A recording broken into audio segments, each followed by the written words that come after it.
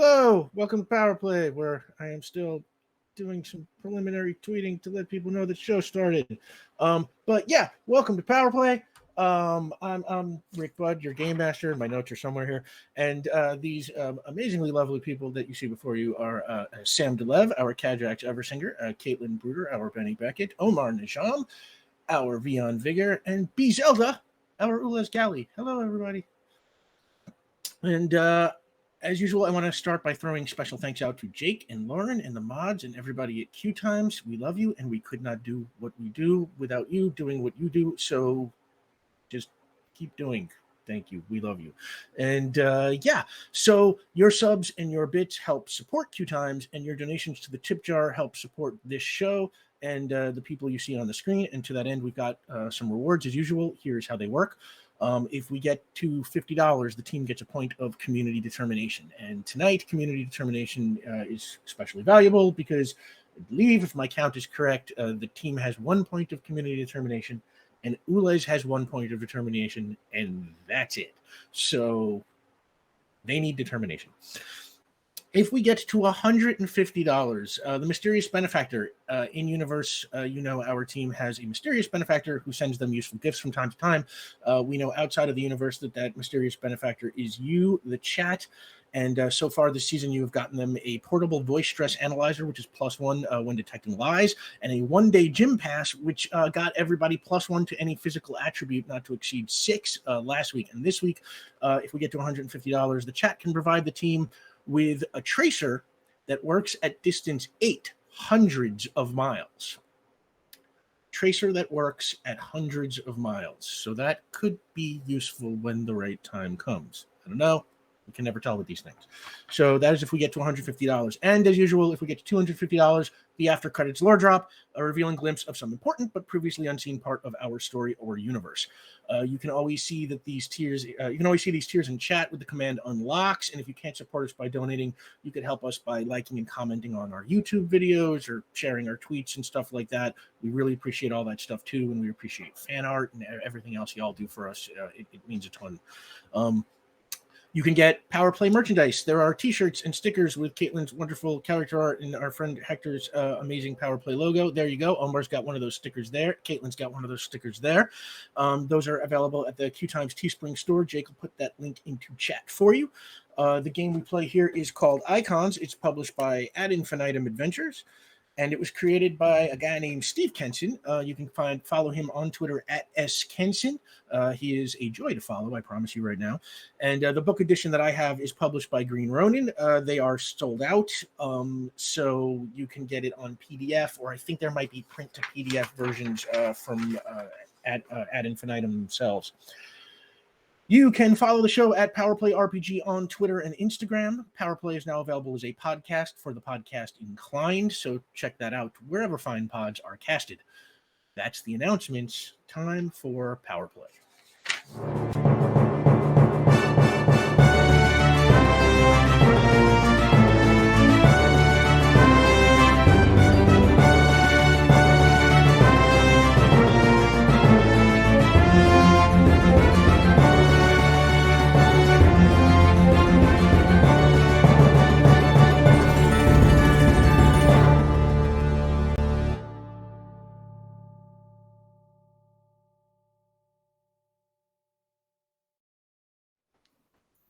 And we're back. So, previously on Power Play. In our season premiere, the team helped Benny's childhood friend Will Walton take down the cluster's new program to create Super Enforcers, a project they undertook to protect themselves against whoever was attacking them with the red rage gas that we've seen from time to time. In the process, they captured the gangster Dugan, who agreed to inform on the cluster after Vion scared the holy living bejesus out of him by projecting the experience of Vion's death into Dugan's mind. The team was then approached by Dr. Chandra Pravagi, an archaeology professor who had just returned from Parnata and was supposed to deliver an important artifact to an associate of his patron. This artifact, which was a compass rose pendant tied to ancient Siddharman civilization and the mysterious god of the way, was alleged to have powerful magical properties, But before Pavagi could deliver it, it was stolen by a mage named Reese Vorton, who tried to get it out of the country. The team did recover the pendant, though Vorton ultimately escaped. Pavagi delivered the pendant to its intended recipient, who turned out to be Theon. There it is right there. You can see Omar's got the pendant. And before Pavagi left, he pointed out that the spirit of justice is only associated with those who themselves died from an injustice, and he raised the possibility that Theon may have been murdered. That all happened in-game on Friday, July 9th. We're going to pick up the next day. We're at Theon's apartment. It is pretty early in the morning when you hear Sandy knocking at the door. Hey, y'all in there? Yeah. I'm trying to think of what we would be doing, Ulez. Any new music that's come out that you got on vinyl? Yeah, you're right. We're listening to the new music that just came out. And so, yeah, Sandy, and I head to the door and I open it. What's up, man? And he's, well, I'm here to see Ulez. Ulez, one time we were painting, you mentioned some guy, Declan Eklund, is that right? Oh, correct. And he hands you a folded newspaper that is folded open to the death notices section. It's the Port Ruby Standard, and he points to one and he says, "It looks like they're burying that guy today at Lawnridge. If you want to go, I would be happy to go with you." Go. Why? Where? Lawnridge Cemetery, where they're burying your friend. Ah, the tradition of saying goodbyes to the dead though they cannot hear you. Would you explain to me some more of those traditions if I attend?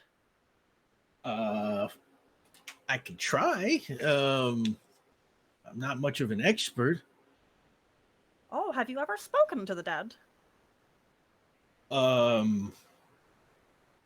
And he kind of like looks over at Vion,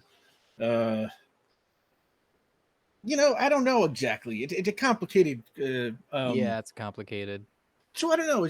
Do you want to go? I just figured I didn't know if you knew. So. Oh, this is interesting. We would like to attend. Could we bring perhaps a fern or some large plant that can be placed near? We believe you call them headstones. I think that sounds very nice.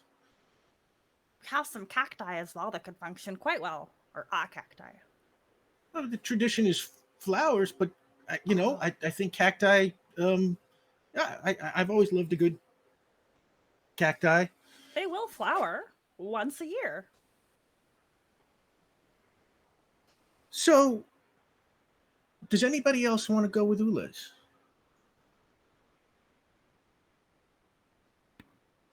If an invite is extended, yeah, Benny would go.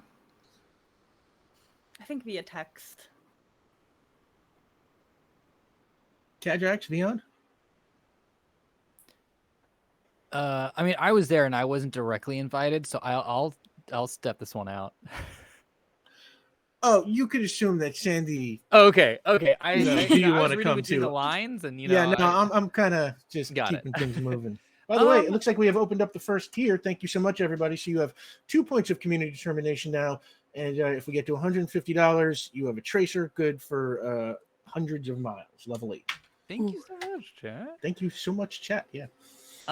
No, I'll hang back. I'm dealing with some of my own personal stuff a little bit, so I'll and this doesn't seem to be an immediate danger to us right now, so yeah, I'll hang back.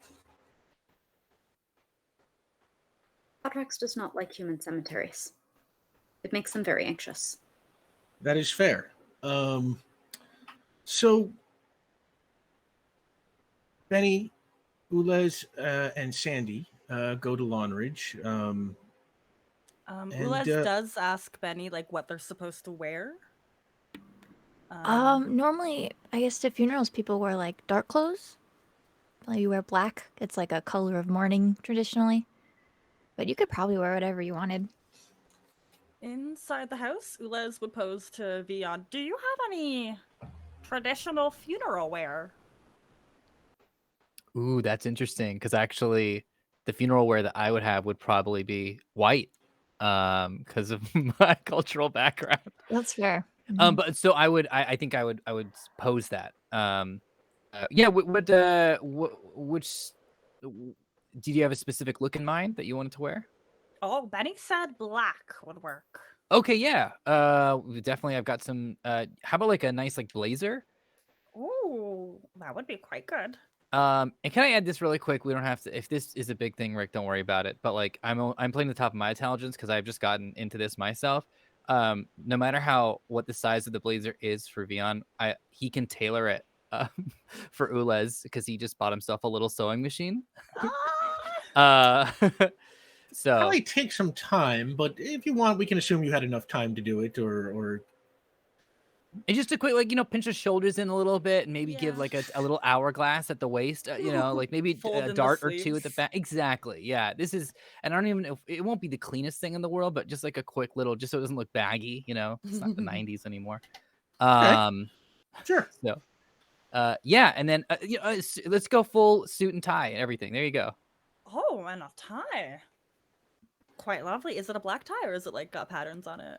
I think it would be a black tie out of Okay. respect. Yeah, that's respectful, I guess. Yeah. So Okay.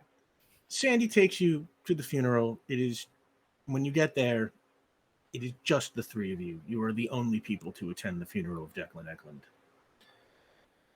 A priest says a few perfunctory words, and then he looks at the three of you and he says, would anybody like to say anything? Oh, are there parameters for the words that I can say to the dead? It's just, I don't know, parting thoughts, sharing words with the people who came to say goodbye, experiences that you hold fondly. It's kind of whatever you want to say. Could I say what I would have liked to have said to Declan? I think that sounds about right. Okay. And Ulez will kind of like shuffle over. So is it like an outdoor kind of thing? Like, are we lowering like, yeah. Yeah. Okay. So Ulez will take the place at like the head of where like the priest was, and while holding on to this hanging basket fern, and it's a very like healthy fern, so like the plant itself is probably like the width of Ulez. And they're holding on to it with two hands, kind of covering up their well-tailored blazer now. And they take a few seconds before finally saying, Declan Eklund, you were a terrible person, and your ideologies were incredibly questionable, and yet you had nobody that wanted to support you. And part of me thinks that that is very sad. If you were on my planet, we would have worked with you to ensure that you caused no more harm, no more pain, but your intelligence was to be treasured, your ambition was lovely, and yet you channeled all of that into the worst things possible. However, part of me wishes that you did not have to disappear as humans do when they pass. Part of me is sad that you can't continue, you cannot grow. And for that, we are sorry. We hope wherever you are dead, be that a world of nothingness, a void, or something else, we hope that you are content and that you no longer hurt. And we'll place the little fern down gently on the ground. And the priest kind of looks at the fern a little quizzically, but nods at you as if you did a good job. And oh, and yeah, that Saturday, the rest of the weekend passes, and we're going to pick up again on the morning of Monday, July 12th. And you all in one place or another when you see the PR1 news and update with Stella Combs, played by Laura Dern. Reports of an elephant and a rhino stampeding through a terminal at De Vere International Airport last week have finally been explained. Officials with the FAA have told PR1 that the animals, who were bound for a wildlife reserve, escaped their shipping habitats and wandered into the terminal through a loading dock. Luckily, no severe injuries were reported and no charges are being filed. Things are tense in Avalon this morning as Personal Sovereignty Party leader Preston Conway leads yet another rally protesting the defunding of Port Ruby's police department, this time outside the headquarters of the city's newly commissioned Department of Public Safety. And they show a clip of Preston Conway, played by Sam Rockwell. He's standing in the street shouting at his angry supporters, and he's got a megaphone and he's yelling, "I would rather watch the people of this city tear each other apart than let our freedom be taken from us." And the crowd cheers wildly, and it cuts back to Stella Combs, and she says, "In other news, a local cat has learned the alphabet, and did somebody say gay penguin wedding? Those stories and more when we return." Now, you are all going through your day. You are at your respective homes, or Benny, you are maybe at the, well, it's a Monday, so you were probably at work. Cadrax, you were at the clinic. And you all, at the same time, receive a text message from Lila Pendry. "Request your assistance on a matter of unparalleled importance. Meet at the detective agency 1 hour."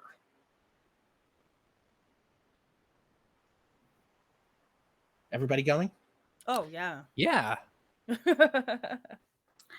Surgical schedule permitting, yes. Yeah. That is one of those things that it is difficult to cut short. Lila complain. Pendry being Lila Pendry, you are not surprised to find your new boss, whose name is not right in front of me right now, send you a message that says that you are granted the rest of the day off, and all of your rounds will be covered. Convenience itself. Yeah. Lila's got a lot of strings to pull. And say you assemble a detective agency, and just a few minutes later, the door opens, and Lila Pendry, who's played by Meryl Streep, arrives with a man played by Elliot Page. He is wearing a well-worn, middle-class, professional kind of suit. And he just kind of nervously looks around the office, and Lila says, "Hey, everybody, thanks for meeting with us. I hope you don't mind that I took care of your little dust-up at the airport last week." Oh, we are grateful for that. Try to be a little more discreet in the future. To be fair, we were trying to be discreet. Yeah. It actually was a really good plan until he turned two people into animals. It was I'm very impressed by the plan that we were pulling. It was really good. Vion, Ulez, Benny, Cadrax, this is Dr. Keith Sutton. Hey, Keith. And Dr. Sutton offers his hand to everybody to shake, and he says, "Hi, hi. Oh, we greet you. We greet you as well. I greet you as well. Might as well just get right to it, I guess. I work for a highly covert government agency known as the Alien Systems Tracking and Reconnaissance Organization, or Astro for short. Astro's mission is to discover and document to as great an extent as possible other forms of intelligent life in the universe. And obviously, you four of all people know there's quite a bit of life out there. And he eyes Ulez and Cadrax. In fact, there's so much life out there, we eventually realized that we would need help understanding it all. So we started communicating with an alien species known as the Keepers of Spire. And he nods at you, Ulez. We've been attempting to establish a relationship with them so that they would share their vast knowledge of the universe with us. But a few days ago, we picked up an SOS from the Keepers. Their planet is under attack. What? And Sutton eyes Lila nervously, and she nods at him, and he then says, by the Star Choir of Beta Pixis. No, that cannot be true. We would have received some kind of communication before you. I don't know if they have that ability anymore. Of course. No. Nothing bad could truly happen. Right? He says, we don't know, and we don't know why the Star Choir is attacking, but we can't learn anything from the Keepers if they're conquered or worse. So I asked Lila here if she could recommend some highly capable agents who could go on a reconnaissance mission to Spire and find out what is going on and why. When she told us that you had an actual keeper on your team, I thought that would be perfect. I was slightly less enthusiastic when I found out about you, Cadres, but Lila assures us you're trustworthy, and to be frank, your inside knowledge of the Star Choir could be a huge asset. We need your help. The Keepers need your help. What do you say? Need to go now.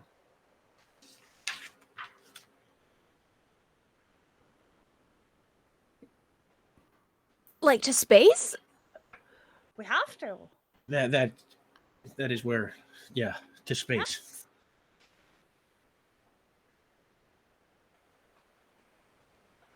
Oh, Would you Okay. all come to help protect my people? To protect us? Yeah, no doubt about that. I'm good to go. Benny, what do you think? I'll have to take off work, I guess. Yeah. 'Cause yes, I will do everything in my power to help you always. You know this. It's gonna take me a second to wrap my brain about. I understand. We have a ship that can get you there in time for your trip to make a difference. Oh. You leave tomorrow, and Lila says you could be gone a while. Say your goodbyes, put your affairs in order, then be at the water taxi stand at Fort Trumbull at 9 a.m.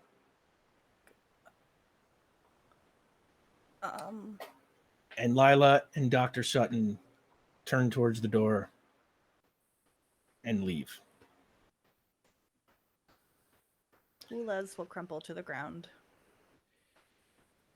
Hey, how you doing? We can't be in danger. We have such good security. We are peacekeepers. We are passive. We are keepers of knowledge. We are not meant to be attacked. Everybody knows that. Everyone and everything. Okay. We're gonna focus on what we can do right now as we kind of process this information a little bit. I'm speaking to both parts of your mind that are still kind of interacting and figuring this whole thing out. So we're gonna get into a spaceship tomorrow, and we're gonna fly, and we're gonna do what we always do, our very best. And that's what we're going to focus on. So what do you need to do in the next 24 hours to help pack, right? We should probably make sure Sandy is watering the plants while we're gone, right? That's something we can focus on. Yes, that is a very good idea. We need to go to the warehouse to gather some parts from our spaceship that would ensure that we can communicate with our home. That's a great idea. Let's make a quick list of stuff we got to knock out today, and I don't got anything I got to do. So a list. Lists are good. We have come to enjoy them. Great. Yes. And if at any point today you need to stop and work through some stuff, you let me know if you need me to, tag in on the list, or also if you just need to talk, don't worry about it. But let's get assembling. Let's get some stuff together. Well, we thank you. And then Vion's going to turn to Cadrax. And how are you doing, Doc?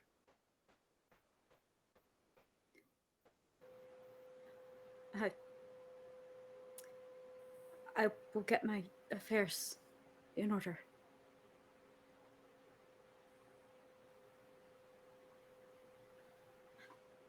You have until 9 a.m. the next morning.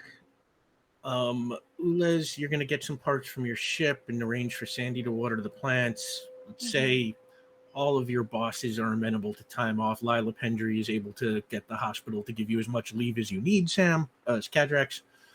Marilyn can take care of the detective agency. You know, we're just on leave or something right now. Whatever the humans say. So let's assume that the nuts and bolts of that you are taking care of. Does anybody want to do anything? Want any scenes? Want anything before you leave?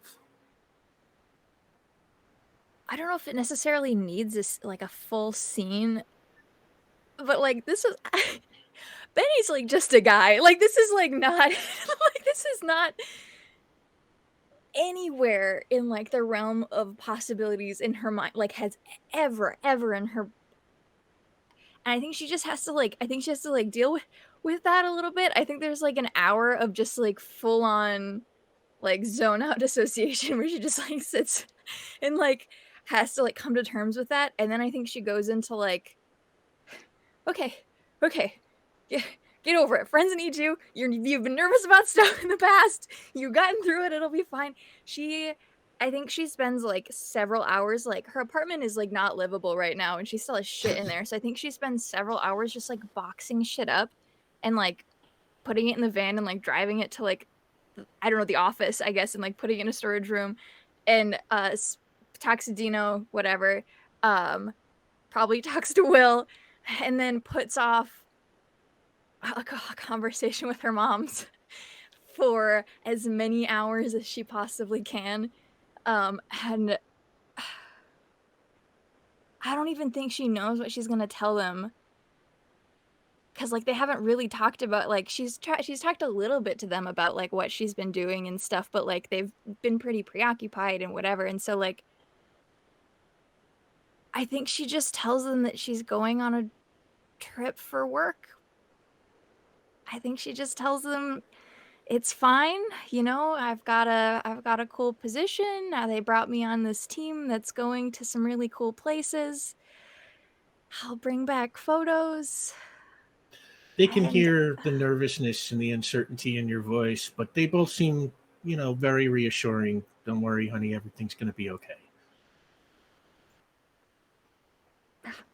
I love you guys. I know it's super last minute, but I didn't really know about it either, but it'll be good. I don't know how much, service we'll have or whatever, but I'll keep you posted and I'll let you know when we're leaving. Anybody else? Oh yeah, go ahead, Sam. Cadrax will leave in the evening. They will make arrangements with Abigail to see to dog and collect, frankly, not very much. And in the evening until the morning, they will take up vigil guarding the residents of Ula's Galley, and by extension Vion Vigor, on the roof. They do not directly communicate this. They do not impose that sort of communication, but ensure that the Keeper of Spire on this planet is guarded. Okay, can I throw out two things then that maybe I'm doing? I also contact my family, but it's like whatever. I want to send a pizza over to Benny with just a note that says, "Remember to eat and hydrate." Aww. I think she's still staying at the detective agency couch, so you're probably to send it to the detective agency. Okay, that makes sense. Yeah. And then using some sort of detective-y detection on my part, maybe even some magical stuff. And if we have to get real specific about it, fine. But also we can negate this if it's not great. But Cadrax is like on the roof, just like keeping watch. And I'd love for just Vion to at some point, I don't know what time, but just like pops up behind like, "Hey, Doc." And I'm just like there with like a coffee.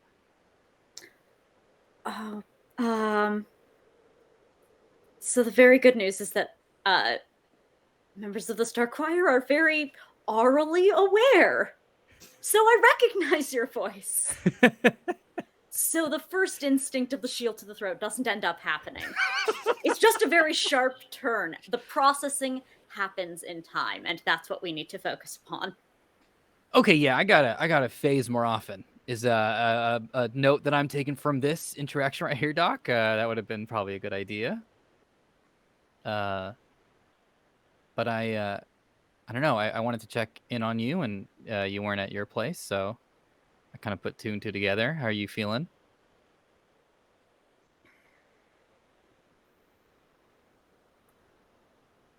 There are no words to describe what is being done, or what I have to do to rectify it.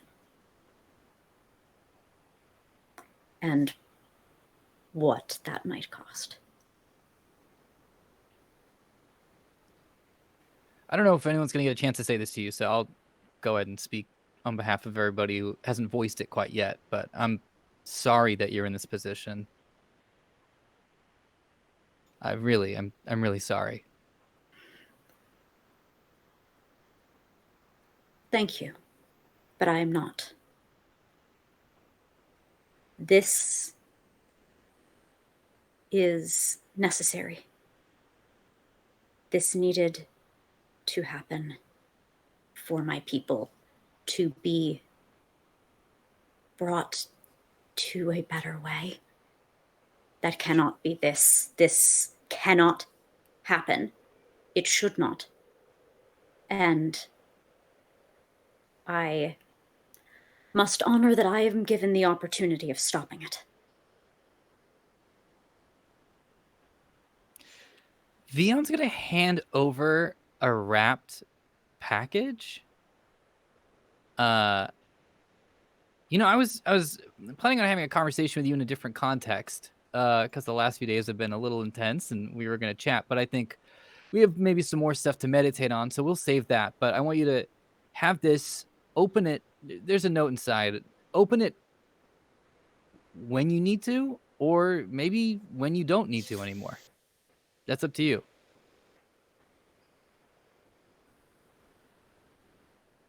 Am I supposed to ascertain its contents before opening it to know whether or not I should? What? No. Why? Then I'll tell you what it is. No, it's wrapped. But you know I can. Yeah, I'm well aware. But you, just because you can, I can also do a million things. I can do magic. Yes, you're extremely capable. It is one of. Thank you, but I'm not going to unless, like, I think just like emotionally, when you feel like if you need something, you can open that, or if you don't and you're just like I'm fine, then you can also open it. So those are the two do you get it? No, how do I know? Okay, just check in with me, I guess. Like you could check it by somebody. Just like, do you want to? It's not that big of a deal, if I'm being quite honest, Doc. So like, whenever you want to or you don't want to, just trust your gut. Just trust your gut. Thank you for the opportunity to check in with you at a future time. And Vion nods and he starts to kind of like wander back and then turns back really quickly and goes, one thing that helps me when I get like really stressed about this stuff, sometimes I speak with like a different accent and like it just kind of like, I don't know, it just changes things up a little bit. And so if you just need to remind yourself of who you are, maybe you could do that. I don't know. It's up to you. So see you in the morning. If you need anything, door's unlocked. And I want to phase through the roof.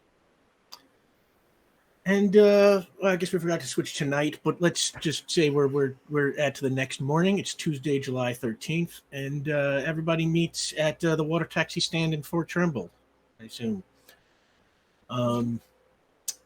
You all meet up, and after waiting a few minutes, you hear a voice. Hey, we meet again! And you turn to see the smiling face of Special Agent Henry Park of the FBI, played by Sung Kang. And he smiles and gives a little wave. How you doing?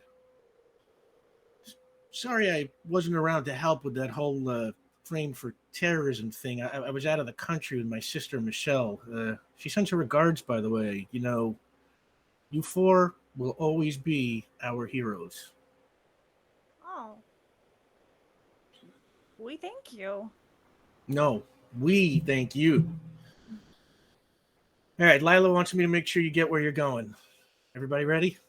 Yeah. I'm going to nudge Benny really quickly and be like, you brought your suit, right? My what? You brought your spacesuit? Oh my god, my Marine went to swimsuit. No, I don't have a spacesuit. What? They sent Benny. You didn't. I'm just kidding. I'm just screwing with you. I'm just kidding. It's gonna be great. It's gonna be great. I'm Don't worry gonna about it. kick your ass. We're about to It's get on gonna a be great. boat. I'm gonna This is push gonna be you great. High overboard. phase. Actually, This is gonna be great. Don't worry about it. And Henry Park leads you to a dock away from the water taxis. There's a speedboat there, and once you're all in, he starts the engine and pulls away into the bay. Jake, can I get the Bray Island map for a couple of minutes?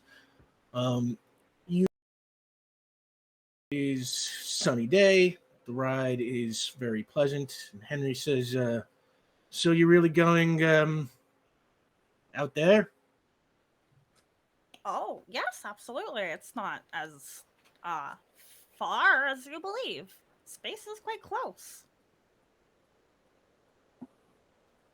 Presumably not by their technological standards. I was not aware that they had interstellar capabilities at all. They have landed on the moon. At Yeah, we least went to the moon. once. we Your personally went to the moon. Planetary travel is very very- noteworthy. Oh, it is very cute. Oh, we also put some robots on Mars. I don't know if we told you about that. Curious, yes. Yeah, Close. Adorable Curiosity, I believe. that's it. Ah! Yeah. Yeah. And as you integrity. talk, it doesn't take you long to notice that Henry is taking you directly towards Bray Island, just north there of Lockley Island, where you had the big prison break and stuff. And he pulls the boat up next to a dock where you see Lila waiting for you. And she says, "Welcome to Bray Island. Follow me." And you get out of the boat, we'll say, and Henry stays back at the boat, and the rest of you follow Lila down the dock. And at the end of the dock, there's a dirt path, and it leads all five of you around the edge of the island. The island has like a hill in the middle of it, and as you walk, you can see that up at the top of the hill, there is a sort of large warehouse-like building that has no visible windows. Next to it is a field of satellite dishes that point at the sky. And Lila says, "That's the listening station where the SOS was intercepted. But we're not going there. Do you We're have going- a copy of SOS? I could arrange to get you one. Oh, that would be quite nice. So thank you. We're going there now." And she points ahead, and in the distance, you see another dock, a much longer one, and adjacent to it, you see the top of an enormous submarine. And Lila says, "That'll take you to your point of departure." And Dr. Sutton is waiting for you by that submarine, and he waves, and he says, "Whew, morning, everybody. Hope nobody gets seasick." Are we consuming the water? Well, no, it's more of a equilibrium kind of. Oh, never mind. And you walk closer to the boat, and you can see as you get there, it has names stenciled on the back of it. The Charon or Charon, Charon. And Dr. Sutton leads you down the dock to what I believe is called the sail of the submarine, that part that kind of sticks up horizontally where you get in on the top. And he directs you through a hatch on top of the submarine. I think Benny's like has a moment where she doesn't follow for a second. And like it's just like I don't know if anyone was behind her, but she just fully like stops, I think, staring at it. And Dr. Sutton, everything okay? Yeah, it's just that I don't think this really registered to me. We're about to be in a very enclosed space, and I sometimes spontaneously combust.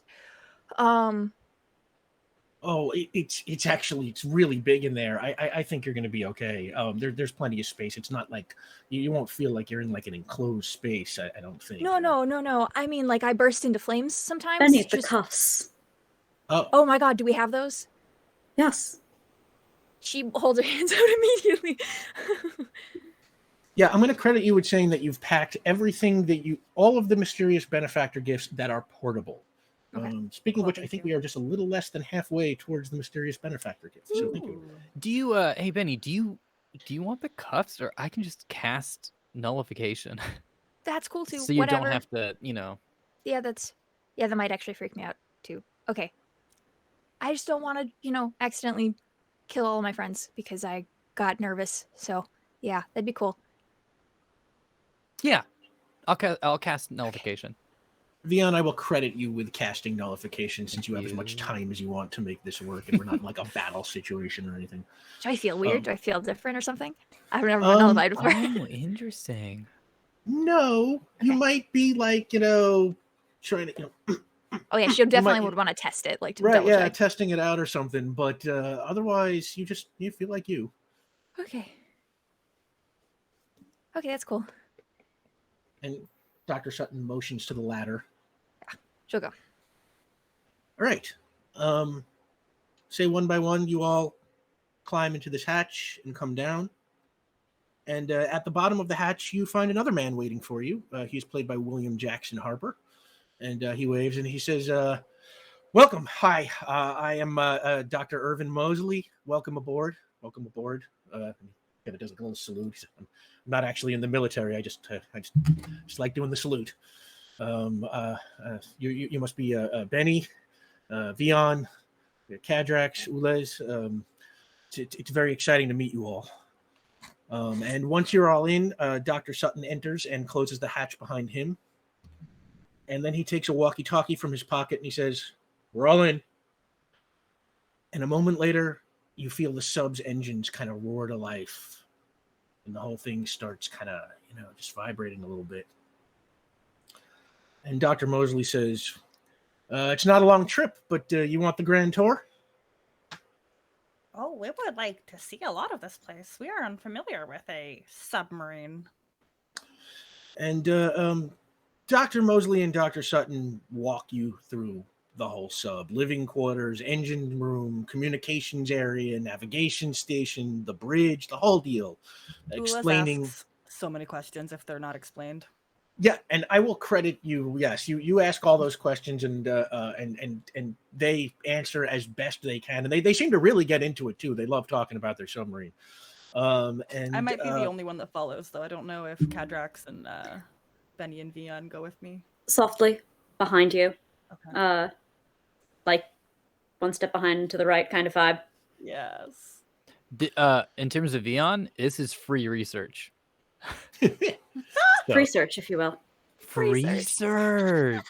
Research. Benny doesn't want to be left alone Should with her own trademark thoughts, that so she right now. follows. Research. Yeah, and it's all pretty cool. It's a very, very advanced submarine. And the tour takes, 25 minutes or so, and the sub is traveling the whole time. And then finally, they lead you to the end of a long hall, and ahead of you there is this gigantic porthole. It's kind of like a big window, and you can see the whole undersea landscape in front of you, the bottom of Central Bay. It's really cool. And Dr. Sutton says, Spire is thousands of light years away. The years it would take you to make that trip would render the purpose of this mission completely moot. Luckily, we know a shortcut. And Dr. Mosley pulls a small remote control out of his pocket. And he points it at the porthole and says, "Feast your eyes on this." And he presses the button, and ahead of you, a couple of 100 yards off the hull of the sub, the water begins to swirl like a whirlpool. And the whirlpool expands, and as it does, it starts to glow with this eerie blue light. And the water in the center drains away to the edges, and in its place you see a hole in the ocean that is quickly filled by a star field. And Dr. Mosley says, "I present to you the undersea wormhole." Oh, wow. Yeah, it's pretty cool, right? Hey, I got a quick question, and this is not the main focus because that's great. I just this sub. Have you all? Do you all take it for joyrides occasionally? Just around? Oh, yeah. We spent a lot of time trying to find the undersea wormhole. It was actually the keepers who finally taught us how to locate it. So, yeah. I glance over at Kadrax and just kind of give like a little nod of like, oh yeah, interesting. Yeah, interesting. May I make an intellect roll? Yeah, go ahead. I'm What are you trying just to figure out? curious whether I'm familiar with this as a paradigm of interstellar travel, like knowing multiple alien species. Like, is this the sort of way that it is done, or does this seem weird? Because like humans, Yeah. if like I that would have idea. known about this, I would have stole their tech so long ago.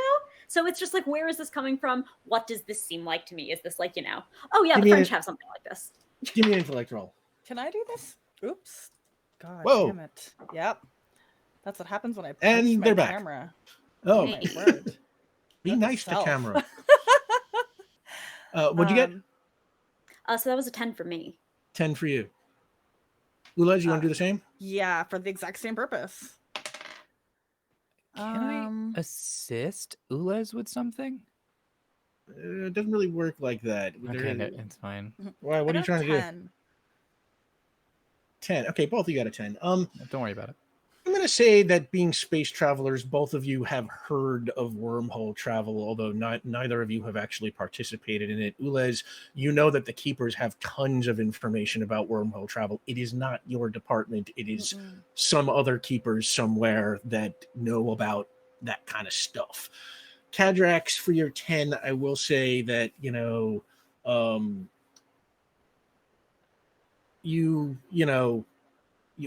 are not totally taken off guard by this. You are maybe a little surprised that humans have access to it, but the idea that the Keepers kind of help them set this up closes that loop very nicely.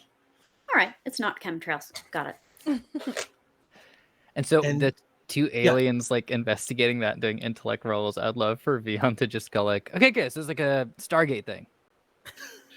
And Dr. Mosley's just like, oh my God, I love Stargate. Not quite the movie so much as the TV show. You're a TV Stargate person. Yeah, I'm a Richard Dean Anderson man. Okay. Yeah. Okay. And Dr. Sutton's and he's undersea wormhole. There are stories of all sorts of strange things that go on in this bay, at least as far back as the Age of Exploration. Ships that are mysteriously lost. The English explorers thought there was a sea monster out there, but Astro's readings just always told us that there was something a little different than that. And this is what the Keepers eventually helped us find out here. You ready to see your ship? Oh, yes. Okay. And they lead you to up a couple of levels to a different part of the ship, docking bay, let's call it. And there's a sealed door, and Mosley's like, "This is where we keep all the cool stuff." And he puts a code into the keypad, and the door lock releases, and he opens it up and pushes it open, and you see a spaceship, sleek, silvery. It looks like a cross between like a space shuttle and a Concorde airplane, though not nearly as large as either of them. For my Trek nerds out there, I'm going to say it's bigger than a runabout, but smaller than, say, something like the Defiant. And its wings are folded upwards so that it fits in the sub, nicely. And Dr. Sutton's like, "Come on."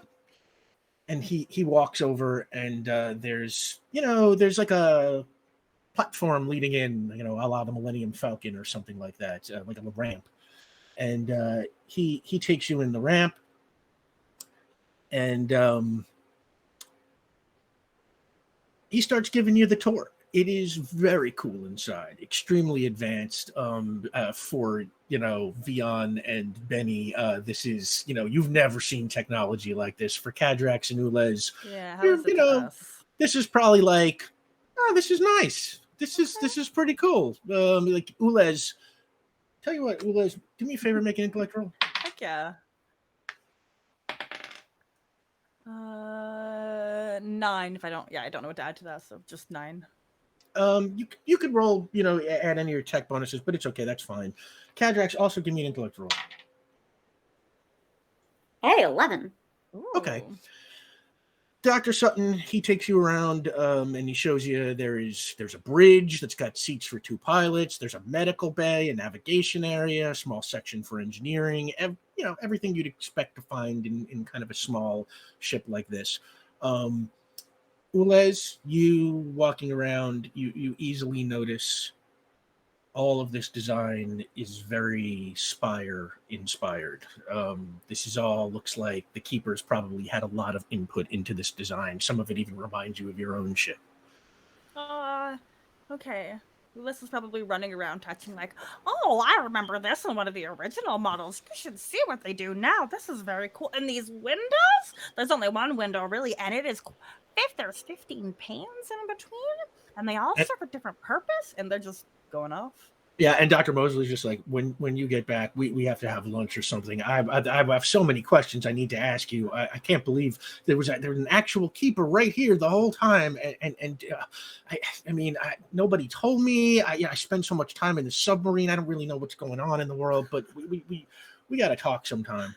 Oh yes. Kadrax, for your part, you notice the ship seems to have no weapons. You don't see guns. You don't see anything that looks to you like obvious offensive technology. Any sort of docking, grappling, like proper transmissions of mechanical wave force like you would have in a warship. And Dr. Sutton's, this ship is for reconnaissance transportation only. We did not equip it with weapons since most of the alien species that we were planning to interact with far outgun us, and we didn't want there to be any misunderstandings.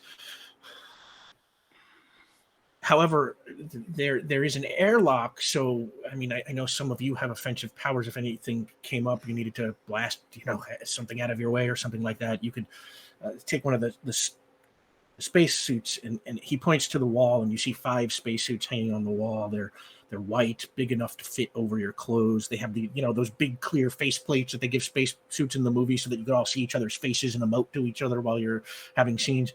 And he says, you could put on one of those, and all of your powers, as far as I know, should transmit through them.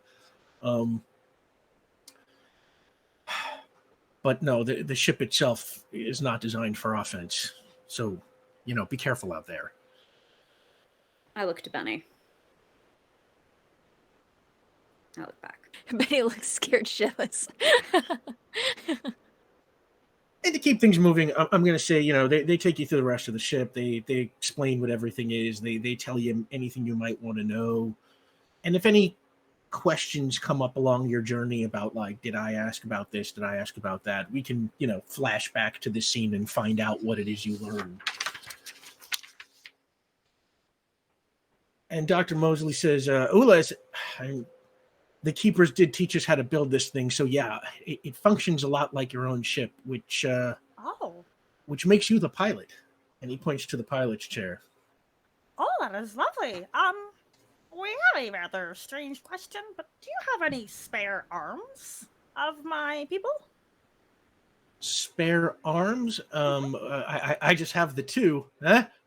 Because I only got the... Okay, never mind. Spare arms. What do you mean? Oh, sometimes I set it up in my own spaceship to enable cruise control. I would often just attach one of my arms to the controls and I would walk away. Well, I would not walk away, but we would busy ourselves with other things. Liz, you go to the Discord. Oh. I am sending you instructions on how to pilot the ship. I'm very hyped for that. Thank you. You see there. You got them? Yep. Awesome. Hang on to those. And Mosley says, just follow the route that's programmed into the computer. Thanks to the wormhole, the trip shouldn't take more than a day, but be careful. You have to exit the wormhole in exactly the right place, or you could wind up anywhere in the universe. We clear on this? Oh. Very clear. Good. And Dr. Sutton says, now, communication will not function while you are in the wormhole, but the ship will automatically reestablish contact with Astro once you are out. I'll be waiting to hear from you. Good luck, everybody. Thank you. Oh, before we leave, I have to send one more text, and Ules is gonna fumble to pull out their phone and text Molly Darnell really quickly, going to space. See you later. Yeah, okay. You send that text to Molly Darnell, and just you just get back like a WTF, like question mark, exclamation point, question mark, exclamation point. Dr. Sutton and Dr. Mosley walk out. You see the platform raise slowly and shut you into the ship, and you hear it starts to pressurize. I look to the Ulez? humans Yeah. very quickly. You can still leave. Not a chance.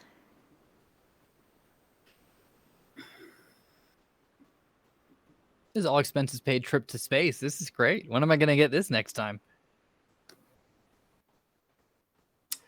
And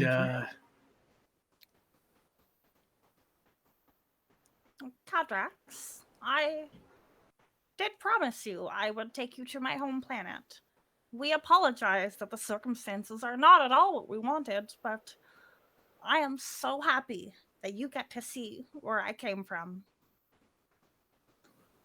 I kneel before you, take your hand and put it to my forehead, and then look back up at you. I will lay down my life in service of this mission and be worthy of this trip you have granted me. We thank you. Put again. Ulez, you sit down in the pilot seat and lay hands on, and you are able to immediately interface with the computer of the ship. It feels just like your own ship. It's like coming home, you know. Oh, such a good feeling. And the route that you're meant to follow immediately uploads into your system. You press some buttons. The ship roars to life. And then the end of the submarine kind of opens, you know, like a blooming flower or something, and water rushes in and begins to fill the chamber the ship is in, and it sort of starts to float in the water. Ulez, I want you to roll for you make a coordination test limited by the vehicle's handling ability, which isn't a problem for you. So just give me a coordination test for now. Okay, I don't think it could have been. I mean, it could have been a lot worse. 8. Okay. It's one of those, like, you're like, whoa, whoa, you know, like maybe at first the ship like arches backwards and you're like, oh, okay, that right, that, oh, see, no, we do that, you know. Stall it a little bit, grind the gears. No. Yeah, that kind of thing. Parking brake is still on. Right, yes, the parking brake is still whoops, on. whoops. And then eventually you get the hang of it, and you press forward on the controls, and the ship jets through the water. You know, it's like a manta ray or something, just sweeps through. You know, and it's, you know, picking up speed, heading straight for that hole in the ocean. It gets closer, and then suddenly, bam! The sub enters the wormhole. Now, since we are leaving Port Ruby, I just sent you all in Discord some non-Port Ruby neutral backgrounds. Oh. Hey, wait a minute. What color are we doing? You got a fixture. There we go. Sorry That about one? that. Okay. Yeah. This is going to be our general we're in space background. Got it. The Ooh. second Or- one, right? Yeah. we're in space or we're in space at night. Just put that in OBS, and I think it's like a stretch to fit thing. And yeah, you shoot into the wormhole. Now, although you didn't see it from the other side, you find yourself in a long tunnel lined with these colorful, glowing stripes that just whip past the ship. Very psychedelic. And then floating in the ether around you is kind of junk, stuff that maybe has been sucked into the wormhole from the water. You see the detritus of old ships and things like that that have maybe been sucked in against their will. Some of them are strange alien spacecraft that have been long abandoned, but some of them are like earthly vessels, like boats. One of them, a big 17th century Age of Exploration era sloop. It is mostly grounded into pieces, but it's a pretty weird sight to see that all just kind of like floating out there. The star field that you saw that looked like it just filled the middle, it is actually way, way, way at the end of the tunnel. And even though you're flying, it doesn't really seem to be getting any closer as you travel. But you zip right towards it, through the wormhole, towards the starfield. And I think right there we're going to take a 10-minute break, and we will pick up traveling through the wormhole. We're so close to the mysterious benefactor gift. Thank you so much, everybody. And we will be back in 10 minutes. See you then. And we're back. When it looks like, by the way, first, it looks like while we were gone, y'all opened up the mysterious benefactor gift. So thank you so much to the chat for that. And we are already on our way we're about $75 away or so from the after credits lore drop. So what I'm going to say is, how did we get the gift, Rick?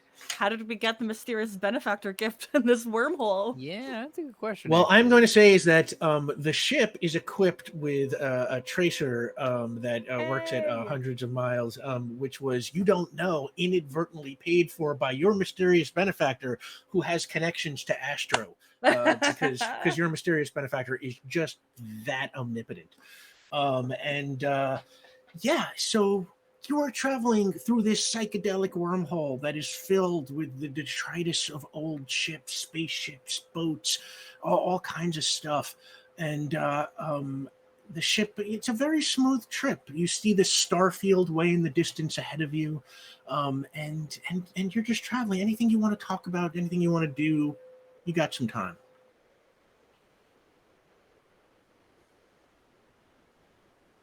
I don't want to be the one to go first. Go ahead. I'm gonna check out the food situation, just out of curiosity. Yeah, there is a galley. It's got. Yes, but they're piloting. Wow. Wow. That's it. Thank you all so much for joining us. Happy Halloween. Have a great night. Yeah, I don't think we can top that, folks.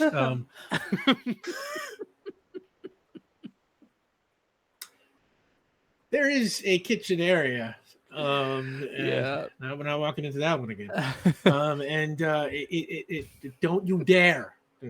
I can read your mind, Sam. It's got some snacks in it. It's got some kind of ready to eat meals that don't look like they're probably too good. It is not super fully stocked. This is not like 100 years worth of food, because as Dr. Sutton and Dr. Mosley told you, this trip should take about a day. So, or at least the trip there, and then your mission is to kind of gather reconnaissance and then return. So there's probably, I don't know, 2 weeks worth of food, let's say. Okay. Can I get like a bag of snacks? Yeah, absolutely. What kind of snacks are you looking for? I don't know, just like anything that's like easy to eat. Okay, chips or you something. find you find some potato chips. There are pretzels, Cheez-Its, things like that. Great. And I'll take some over to Benny. Oh, sorry. Go ahead, Sam. Just so I know, in the context, based on the fact that, like, chips, do we have artificial grav Oh here? my God, we because that have to. inflects a lot of the, like, absolutely. existence. Yes, right? Otherwise, absolutely. these chips are projectiles. Right. Like, then you go gummy bears or something. So, like, I wanted to check. Yeah. You are totally evoking one of my favorite Simpsons moments where Homer eats the potato chips in space and almost destroys the ship. Yep. But Cool. yeah, Thank you. I just needed artificial to... gravity, and you do not need to wear your spaceship suits inside the ship. The ship is pressurized, it is heated, it is, Right. you only need the suits if you are going outside. Or There's an into oxygen battle when there supply. might be a hull breach in our inevitable demise, at which point we will lose atmosphere and want to have our suits. Nothing like that's going to happen. I predict that this trip is smooth sailing ahead. Everything is going according to plan. It is going to be nothing but success from here on out. So, yeah, you've got your chips. What's everybody else doing? Oh, I was just gonna say I take some to Benny. Yeah, Benny is, I think, up in the front, like in the bridge, wherever, probably not like in the co-pilot seat or anything with Ulas, but like just off to the side. I think like totally mesmerized, looking out the front view, like watching the starfields. Just like, I don't even think she hears you come in. You gotta like get her attention. Hey Benny, you want some snacks? Oh my gosh, yes. What? Yes. What did you find? That's like some stuff. I kind of just like sit next to you and just like hold out like the bag of chips. Yeah, she'll pop it open and hold some out to you. Split a little snack bag. You ever watch Deep Space Nine? One of my moms was really into it, so I watched a little bit when I was younger, but I haven't like seen the whole thing. You've got like Jedzia Dax energy, just so you know. I do know her, and I will gigantic compliment. Thank you very much. This is kind of crazy, right? Being out here. Yeah, I think if I think too hard about it, I might have a full on breakdown, but it's really pretty. Do you think if you were out in space, like with the suit, right? Yes. So you've got oxygen, but like the suit can still use your powers. Do you think you could go like as hot as you want? Like out there, it's like not a lot to burn, right? Yeah, I've been trying to figure out how all of that's gonna play into everything, and he said that week, oh, you can use your powers in your suits, and I think that would just kill me probably. I don't know if that's feasible, Oh, okay. but Well, it wouldn't be the first time that a team member of ours had died. And I just kind of munch on some chips as I meditate on what Benny just shared. Catrax, what are you up to? Instead of trying to suppress giggles. Oh, sorry. I don't know if it happened for you, but I have the freeze of all time for Benny Beckett. Yeah, you got kind of like a Joan of Arc Criterion Collection cover. Yeah. Just absolute, like paused in the So- moment of realization of what would happen if she turned on her powers inside of her suit, and the horror just encapsulated in that moment. Yes, that is. Wow, what I you're have. right. Yeah, I totally missed that. Now I feel like a moron. But Caitlin, are you still with us? Well, Benny is quite warm. She will thaw. Oh, have we lost Caitlin completely? No. Yes. Yes, we Ah, have. okay. Yes. And the ship is traveling. It's traveling. It's traveling. Do-do-do-do-do. See if I can have a trip traveling long enough for Caitlin to get back. I mean, I can start with where yeah. Catrax is. Yeah, which why don't you? is very well a different part of the ship than looking out the window, because I am in the medical bay inventorying for the inevitable injuries. Okay. Is it mostly human equipment? How much is there? How sophisticated is it? What can I save them from? Hang on just one moment Yeah. here. I understand. This is also the dilemma of trying to arrange things while one of our players is present. Okay. Benny will be rejoining us momentarily. For now, Kadrax, yeah, you are inventorying. You are not super impressed by what you find in the medical bay. It is, this is not quite up to, coming from the Star Choir. The Star Choir has all kinds of advanced medical tech because y'all go into battle all the time, and obviously coming out of battle, people need often super intensive care, and so this is not like Julian's medical bay or anything like that. It is pretty bare bones. That being said, the bones are exactly what I'm worried about. Yeah, it's better than what you would probably find, in a normal Earth hospital. You notice, some advanced tools, but you think you are going to mostly be relying heavily on your own wherewithal to sort of stretch what you've got thin, assuming anything comes up. You also have Ulez's healing powers if anything happens. But no, it's not. You are not super impressed by what you find here. The inventorying is partially just trying to work through a plan, not having a plan, continuing to work through the plan, and then moving on to trying to at least plan for the consequences of not having a plan. So people around the ship will hear the pacing, I'm sure. You can remember Abigail showing you Project Runway, and you can just hear Tim Gunn's voice in your head going, "Make it work," and you're like, yeah. So, Ulez, you just flying the ship? You doing anything? I guess they're looking for. We wouldn't have received the SOS call yet because we're still in the wormhole, correct? Yeah. Oh, yeah, no, you were still in the wormhole, and communications don't work in the wormhole, so Lila has not sent that to you just yet. Okay. Well, Ulez is trying to pilot through this, and this isn't something you can just put on cruise control navigation through a wormhole. It's incredibly intense, and you have to be at 100% in order to make sure everybody gets out alive and in one piece, and in the place that you want to put them. So, I mean, Ulez is probably a little bit less like the Ulez that y'all got to know, and more like the Ulez that you met, almost a full year ago now.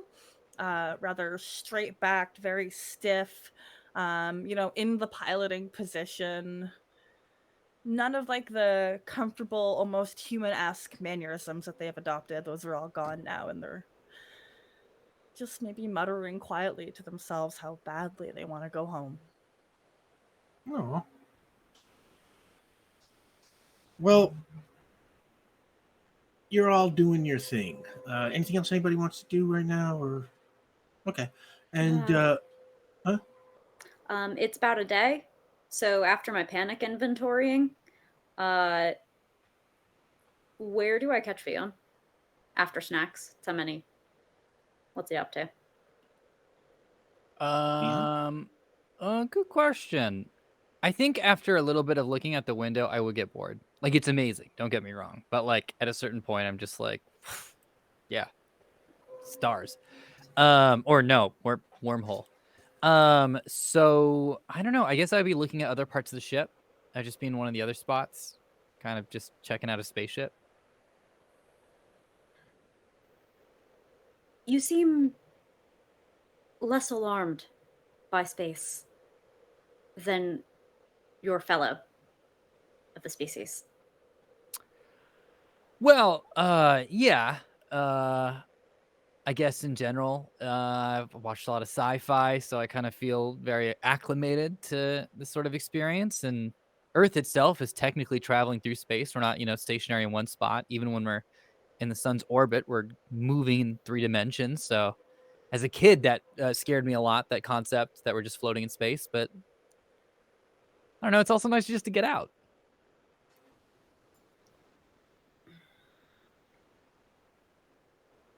You understand the severity of the situation and the limited, if any, tools we have to address it. Yeah, I understand that. Share with me then your secrets for such a blithe affect under those circumstances. Well, I guess it's interesting because we've switched spots a little bit, haven't we? I mean, on Earth, anytime something is happening, I've got a lot of associations I have to worry about, home and family, and what does this mean and what does that mean? For me, for this fight, it's all kind of new, so I'm learning and I don't really have those ties. So I don't know, I guess I'm taking a little page out of your book, if I'm being honest, Doc, and I'm just kind of stepping back and trying to think more like a surgeon. What needs to get done? How do I do it? And if my hands are shaking, try my best to calm down before I get back to it.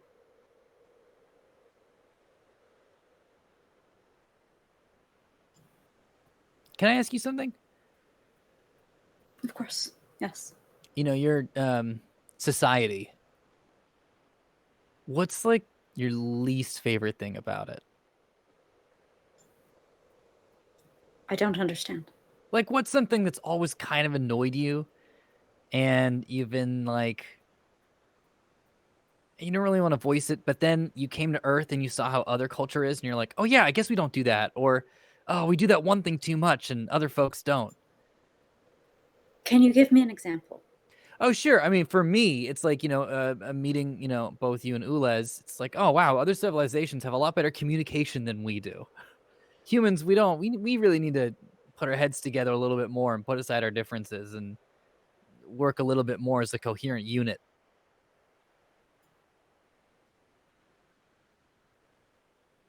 Such an irony, then, that I find the totality of consensus so stifling by contrast. This is difficult in part because my people sing as one voice. Did you ever read Great Expectations? No, not Great Expectations. What's the other one that I kind of don't like as well? Great Gatsby.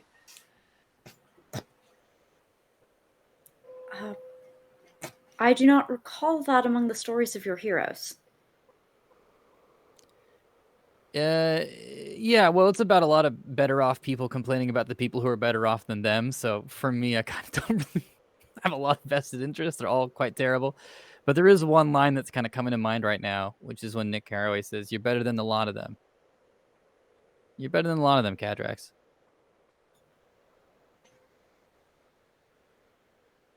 Then how do I help them be better?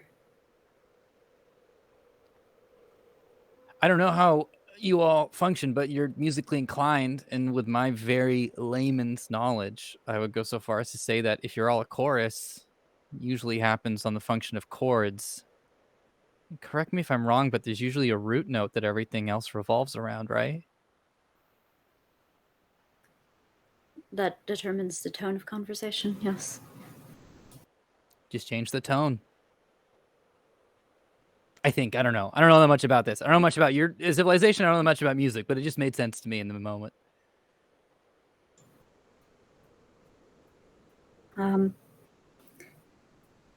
Catrax moves a little bit, so they're next to Fion's shoulder, and they put an arm around his shoulder and use the force of that arm to bring him somewhat towards them. Vion will do absolutely the same, pulling Cadrax towards him. They tilt their head and touch it on the top of yours. Vion does the same. Thank you, Vion. And while that is going on, you've been traveling, let's say, a few hours at this point. And Ulez, the computer indicates to you it is picking up a signal. Oh. Computer, please play Signal out loud. and you hear a pulse. Boom. And then another pulse. Boom. And then another pulse. Boom. It's very, very repetitive. Are these systems specifically that I'm familiar with? Because I'm getting like sonar vibes, and that sounds old-fashioned for like Ulez's people, at least. Tell you what, Ula is. Make an investigation roll. Oh yes. Well, finally, I might roll something over a 10. An 11. Okay. You scan the data and you run the signal, through your systems, and you realize this is some kind of a beacon. Oh. In fact, you realize you are familiar with this particular beacon. It is the signal from a short-range tracer, exactly like the kind your mysterious benefactor gave you back in October of 2021.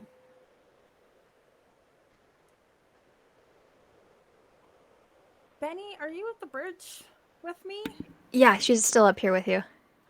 Okay. So Ules has kind of broadcast this, and they're gonna look. I don't know if you're like behind or next to them. Could you look at this data with me? Yeah, what is it? And she'll crouch down with you. Yeah, short range. This is a beacon.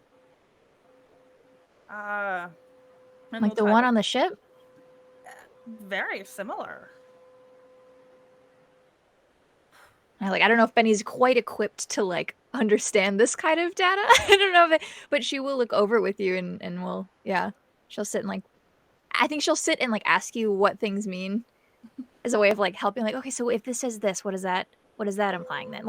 She Oh, this is kind of a map, and this is these are the locations, and these are the coordinates. But and it's that not- close to us? Unfortunately, so. Is there a PA system on this ship? Yeah, I would say that there's an intercom system or something, sure. Intercom, that's the word. It's just tap your badge there. I mean, I know we also have our communicators, but this is actually who's missing one? You all have them video. now. We all have them now. Nice. Okay, cool. But still, they'll use the intercom. If the crew could gather to the bridge, we have some information that must be assessed as a group. And you all make your way to the bridge? Yeah, before that happens real quick, before we leave the room, I just want to turn to Cadrex and go, it's going to be okay. We're going to make it okay. It's going to be okay.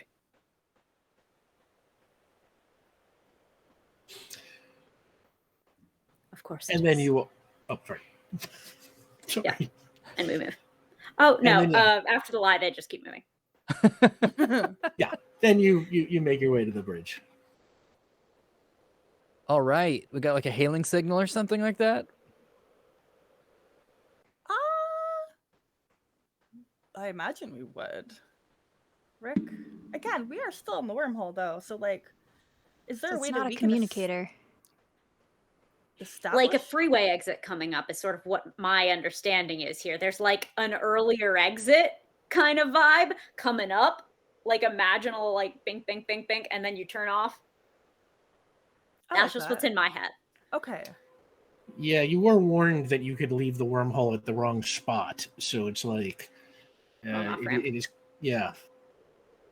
So this is hypothetically a shorter range tracker that is showing up on our computers than the one that this ship is equipped with. Correct. And it is a signal that we recognize. Oh my god. It feels Yeah. this way. Ulez absolutely identifies it as... The signal on the man who murdered me. Yeah. Oh, damn. Yeah. We got to go get him.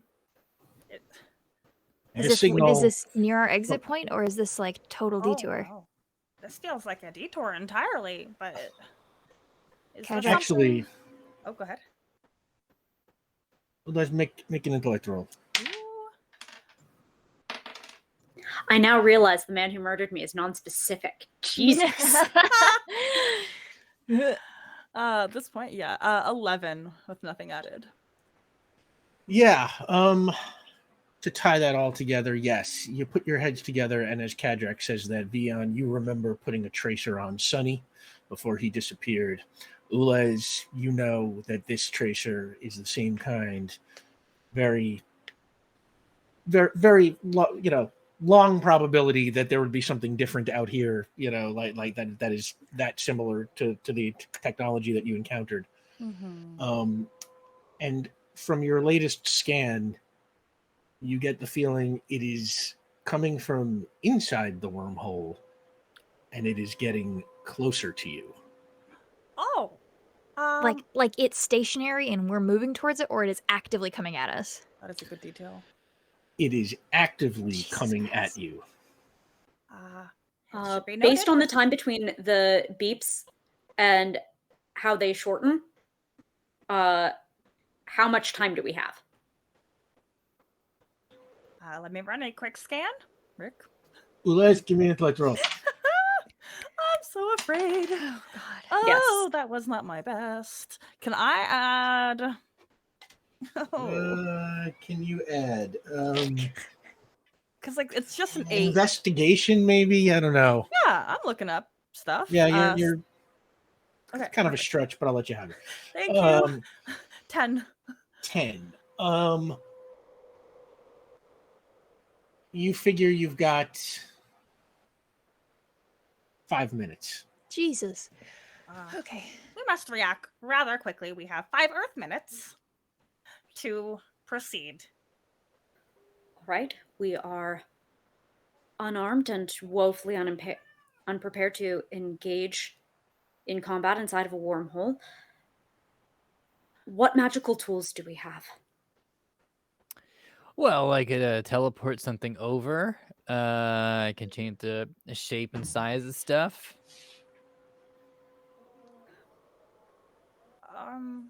Can Does you? the ship have shields?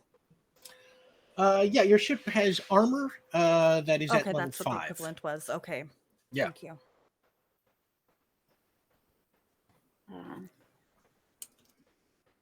And do the keepers have cloaking capabilities, Ulas? We are known to possess that, but it is not available on this ship. It is rather rudimentary. See, that the keepers, they are aware of such technology, but they do not employ it themselves, as they are not a, conquering or militaristic race in any We way. don't have to hide from anything. Folks know what's up. They see us on their planet and they're like, "Aight, look at the grass. Thank you."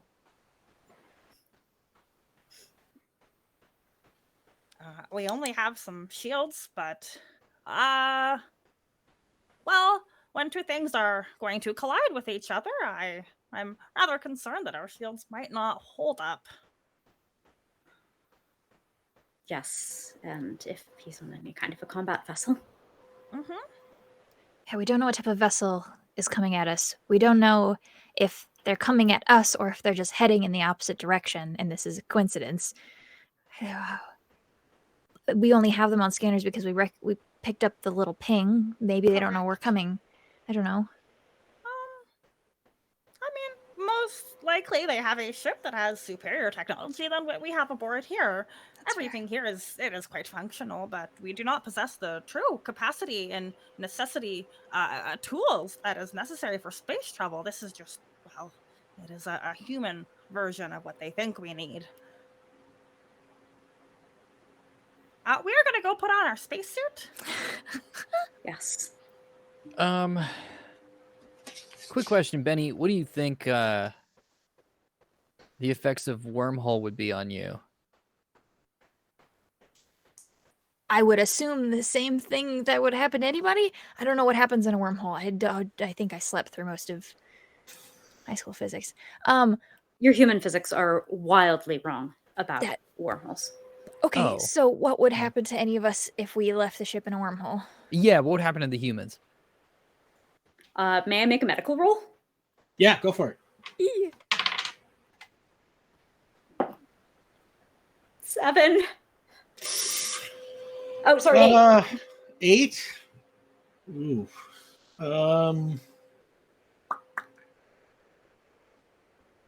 You're not exactly sure, but you notice that the ship seems to be holding up.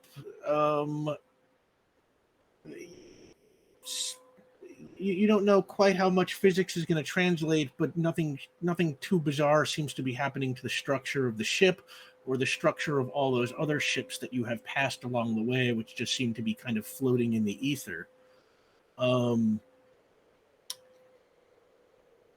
You also don't know, especially when those people have physiques that do things like turn to lava or, phase out of existence, how any of that could possibly factor into it, you could only guess.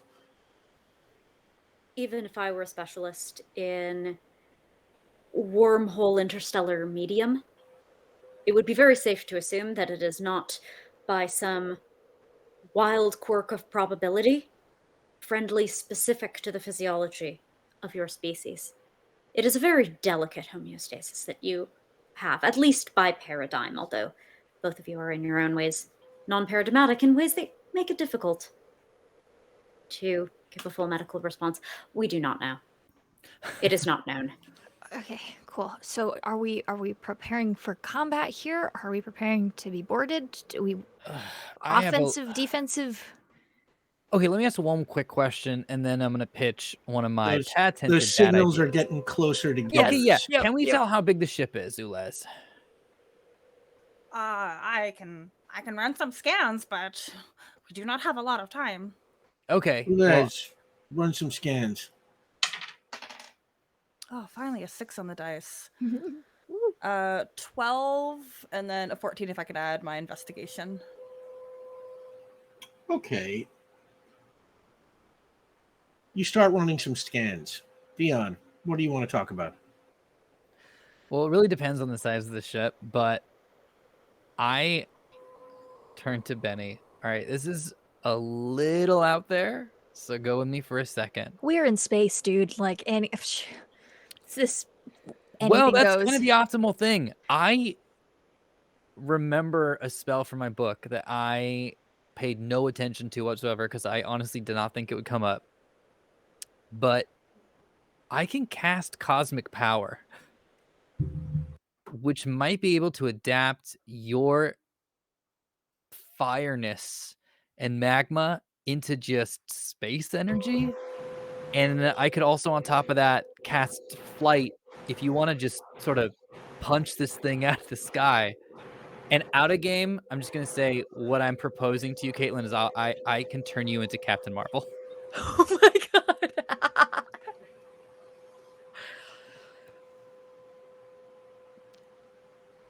I mean, we don't have any weapons.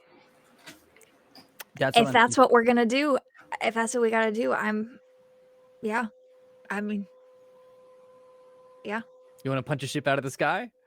I will do my damnedest. All right. I know we're running out of time in terms of because it's going to take a page of preparation to cast my level 3 spell, my lower magic, small magic. What did we call it last week? I should have written Small that magic, down. big magic, small magic, right? Small magic. Yeah, you're right. Because I've got 2 little pieces of paper to keep track of it. One big, one small. Oh my goodness. Okay, so I would then, in that case, just preemptively, because we're running out of time, I want to cast flight at 3 for Benny. And then at level 5, I like to cast cosmic power. Just so you know, Rick, in the book, it's like cosmic power is just like power but cosmic. It's like kind of the explanation. Right, it's wibbly. Yeah, it's a little wibbly. It's like, yeah, this is a power. So if you want to check that out and just let us know. Yeah, let me look up cosmic power Your for a judgment moment. is on that. Taps into the primal forces of the universe. Choose one power you can duplicate. Additional power for essentially virtually any power is potential cosmic power extra.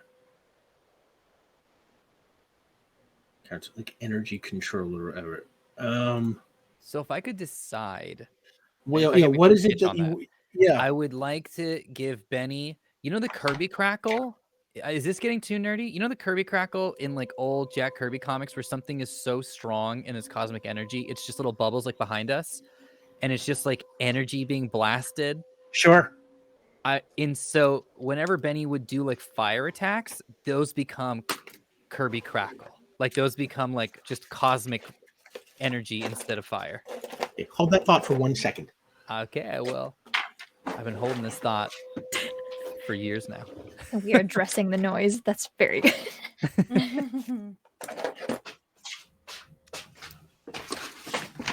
I mean, if you want to talk more about this Kirby crackle, Sorry it about that, sounds just like dealing with something I minor would eat. technical Oh, issues. Definitely a Kirby breakfast crackle cereal, would be- yes. Yeah, that'd be really Yes! good. Why don't I they do would that? absolutely put that in some oat milk. There's Joe my cereal. Casada, hit us up. I know you're in chat, Joe. Cup of Joe. Yourself. Okay, so Editor. you want to cast flight Yeah, at level 3. at level 3, Yeah. and you want to cast cosmic power, kind of just at give level kind 5. of, cosmic blasting power a la, Marvel or something like that. Yeah, just Carol Danvers it up Okay. from my favorite Marvel movie. All right. Huh. Okay. First, start casting. Give me your flight roll. Okay, so this is See if you 8 can project plus roll. flight onto Benny. Come on, big money. Just 12 to turn it on. 12 to turn it on. Okay, so Benny, you can now fly at level 3, which is about as fast as a car. Sweet. Car, a cheetah, or a falcon. Love Yeah. that. Yeah, my 3 favorite animals.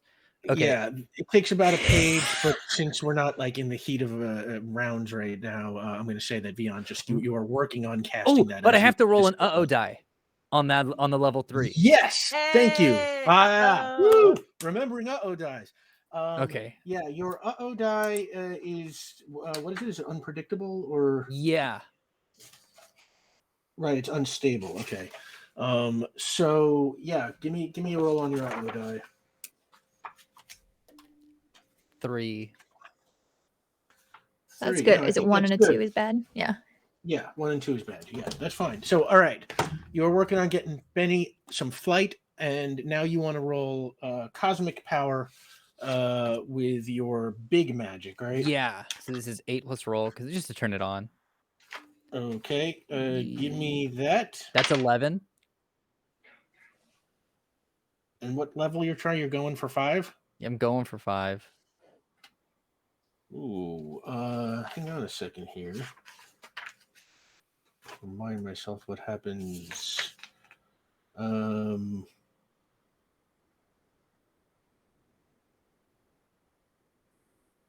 Failure means you must make a determined effort to try again. I will make a determined effort to try again. That means you got to use a point of community determination. You don't Is that have okay it. with everybody? Oh yeah, this is momentous. I'm so stressed out. It's going to be amazing. Try again. Come on, big money. Come on, big money. I want big money. Oh, it's the pumpkin blowing hearts. 8 plus 6. The pumpkin 14. will get it done. Happy Halloween. So, Benny, you feel the cosmic power start to surge through you, tapping into the primal forces of the universe. And Does that negate the power dampener that you had on me? It's gone now, Okay, unfortunately. Cool. yeah, once he casts something else, it ends. So Now the you way burst this into works, it's basically like a blast type of energy. The rules from energy control seem to apply. So, all right. Ulez, the results of your scan come back. There is a ship. It is coming towards you. It is very fast. It is about the same size as the ship you are in, give or take a little bit, roughly in scale. And it is about to overtake you in 3, Oh, God. 2, Oh, no. 1, and you just see right through the window out front, just ship just passes right from above you, right in front of your path. And it goes a little bit beyond you, and then it sort of turns, and it just stops in your path.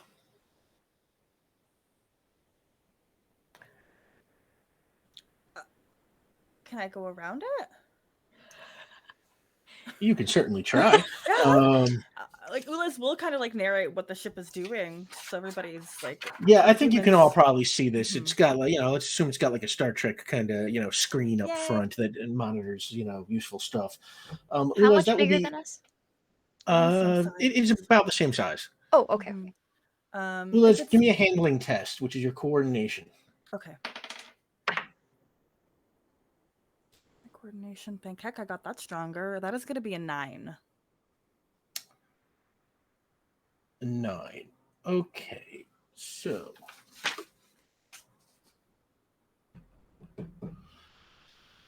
you start to try and alter your course to go around. Mm-hmm. And while you are doing that, you can see a bay door Yep. slides open on the ship. And out of it, a man or somebody in a spacesuit flies out of the ship and starts flying directly at the hull of your ship. The hull is a rather important piece of our ship. If, somebody could perhaps do their best to defend it. We do not have the capacity. Beyond, During all of this time, could I have put on a spacesuit? I think we established. Yeah, we were Okay. suited up earlier. Absolutely. And Can I get? I freeze up and I hear music. Kadrax, take a point of determination. Where did I put my? There it is. Kadrax, you now have a point of determination. And yeah, something about the appearance of this person, the second you see that shape, that ship, the music that you have been hearing ever since your first resurrection is louder than ever. Just drowns out everything. You barely even remember where you are. Kadrax is just out of it for a second. And as that happens, the whole ship just rocks as if you have been hit by something. I think I see Kadrax freeze up, and I think Benny's like, okay, go time. Like, I think she gets like, who I wanna. Do we have like an airlock? Is there like a? Yep. And Yep, then okay, there's- so does this like is this like suit equipped to like walk on the exterior of the ship, or like is this? Do you have like grav boots? Yeah, boots? anything like that? Yes, the suit is equipped with magnetic boots, Okay. which Nice. allow you to tether yourself to the hull, a la Star Trek 6. Sweet. Um, Okay. I can also fly, but like I just wanted to be sure. Yeah, no, I think Benny just goes for the airlock. Okay, you enter the airlock and you pull the thing behind you and kind of wheel the thing closed, and you press a button and you can feel the pressure equalizing on both sides.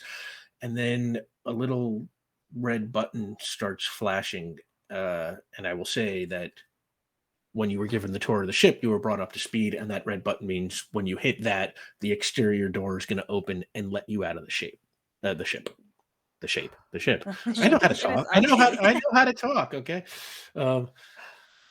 Yeah, she takes a second and kind of like centers herself, and then she'll smack it in.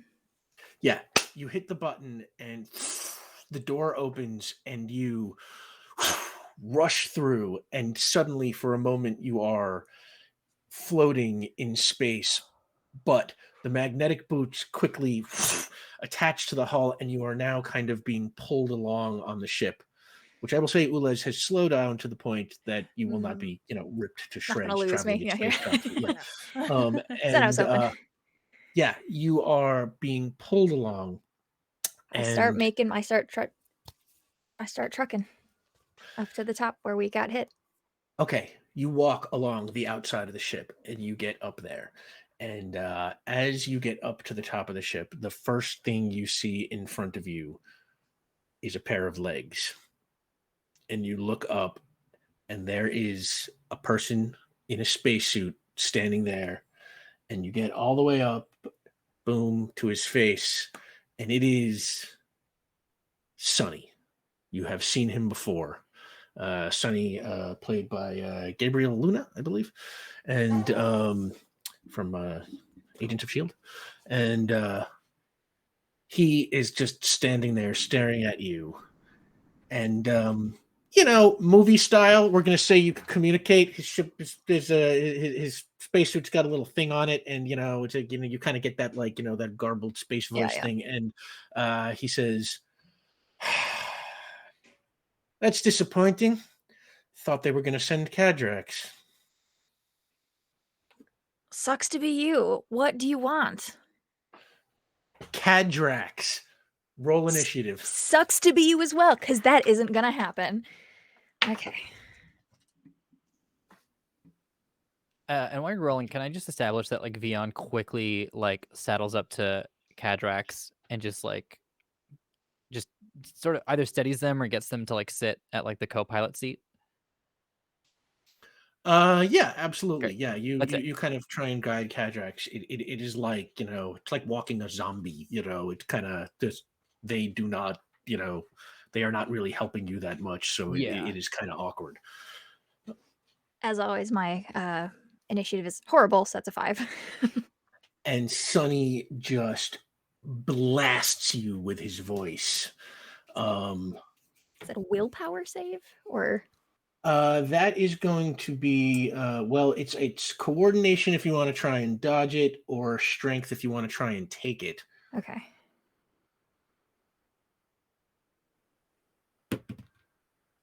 Okay, that is a 10. Ooh. 10 on what? On strength. On strength. Nope. 11 on strength. My bad. Oh, 11 on strength? Sorry, I forgot I have the +1. I forgot. Okay. Sonny blasts at you.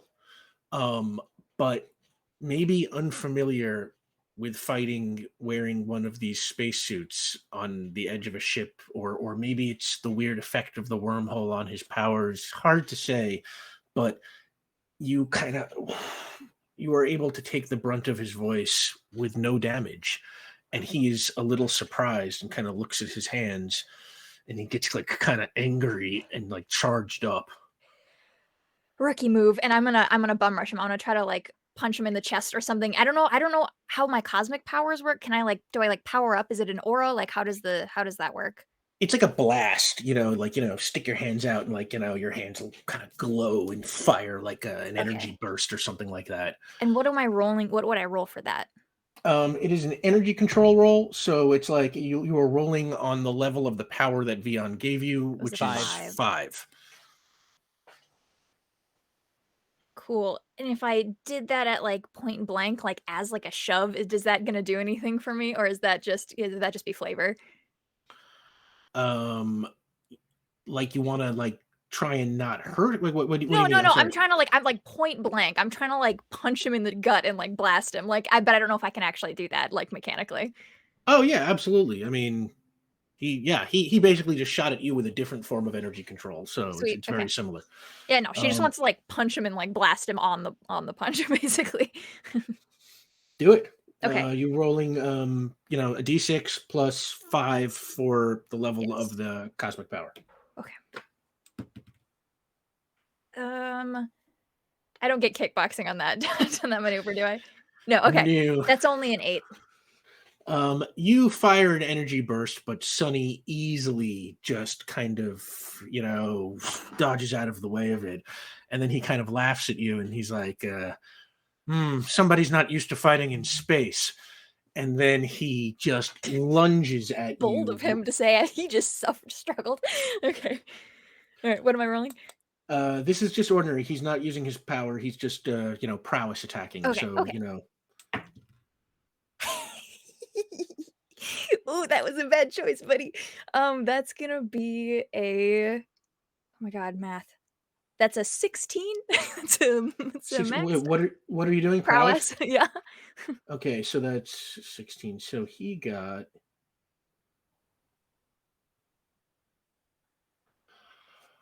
Okay, yeah, he like comes lunging at you, and you are able to kind of like hold him, and like, you know, he's not, you know, it's like stop his charge, right? Yeah, and push the fist out of the way, and he kind of comes up behind you and just, you know, puts his hands back up, and he's just like, yeah, going. I'm just punching him. Interesting. Yeah, no, I'm just going for a straight punch this time. All right, tougher than you look. That's gonna be a 14. Clock him in the jaw. This is just a punch? Mm-hmm. All right, yeah, you completely miss. He just... Oh, interesting. Okay. And he's just sort of like, tougher than you look, but don't really throw much of a punch, do you? And he goes and just tries to deliver this massive spin kick to your head. Okay. In his human, but like he knows what's up. The hubris. That one is only a 13. I think might get me. 13. Ooh, okay. I also rolled terribly. So he lands the kick, but it just kind of, you know, just kind of grazes you a little bit, and it does not really deliver any damage. Oh my god, this is very interesting. Okay. The ship's like rocking back and forth. Maybe both of you are like sort of struggling to find your balance. He looks pretty frustrated, and he's just kind of like, I love a good challenge. All right, yeah, I'm gonna go for a roundhouse kick. Okay. That's another 16. Oh my god! You go to roundhouse, and he blocks it exactly. Oh my gosh! Wow. It's like you both have so much in prowess and, Yes, and like, you know, fighting bonuses and stuff like that. It's amazing. It's like it really just all turning on the dice roll now. I love this. And yeah, he's like, enough of this. And he flies up for a second over the hull and fires his voice down into the hull of the ship instead of you. No, thank you. And Benny, take a point of determination. Okay. Because he is going to spend a point of determination to invoke his quality of highly trained. And he fires a blast like right beneath your feet. You kind of rock, but really the damage is done. The ship, kind of veers off course. Ulez, inside, you feel the whole ship just kind of start to spin. Kadrax, you fall out of the chair that Vion put you into. Unless Vion's standing there to help you or something. It's like you're kind of, you know, flailing around. Tell you what, Ulez, make a handling roll. Thank you. Come on, I can get this under control. Oh, maybe I won't. 7? No, you got it. 7. It was jarring. The ship flies right off its course and goes right through. Remember I said that the wormhole was like kind of like the striped psychedelic, you know, kind of tunnel that you were going through. Well, you go straight towards that wall and like running right towards it. And instead of hitting it, you just go right through one of those stripes. And the ship is just, and the second you pass through that wall, it's like you're in a roller coaster car. You know, the ship is just going downward at 1,000 miles an hour, kind of crested into this, you know, huge kind of, you know, like spin. And you are suddenly not in the wormhole. You are surrounded by a star field, regular space. And the ship is still moving along, and Ulez, you start trying to kind of regain handling. I'm also screaming at Vion, you have to go get Benny. They're outside of our ship. I don't know if they're going to be okay. I want to inflict trouble on myself. Yeah. Fire that's closest cat burns most of all. Oh, I mean, yeah. I've Oh been my God. nullified for 24 hours, and I just got scared shitless by getting knocked out of a wormhole on the hull of a ship. Yeah, Benny, as soon as you see like the ship flying for that wall of the wormhole, and it's just like you think you're about to crash into it. So it is like utterly terrifying when I think it's the the fire's ship, response to Benny being in danger. It comes out to protect her, but we are Yeah. in space. the fire comes out, and as promised, your suit seems to hold it pretty well. And you fly through the wormhole's, wall, and still going as you see you are now in the star field, and still kind of freaking out a little bit. Suddenly you liquefy into lava, and the lava fills up the inside of the suit and then busts it, and your spacesuit bursts. And for a minute you think it's over, but then you realize you're not suffocating. In fact, you're not cold, you're not suffocating. None of the elements of space as you would expect them to work are working. You seem to get that when you are in lava form, you don't need air, and you are hot enough to survive in space.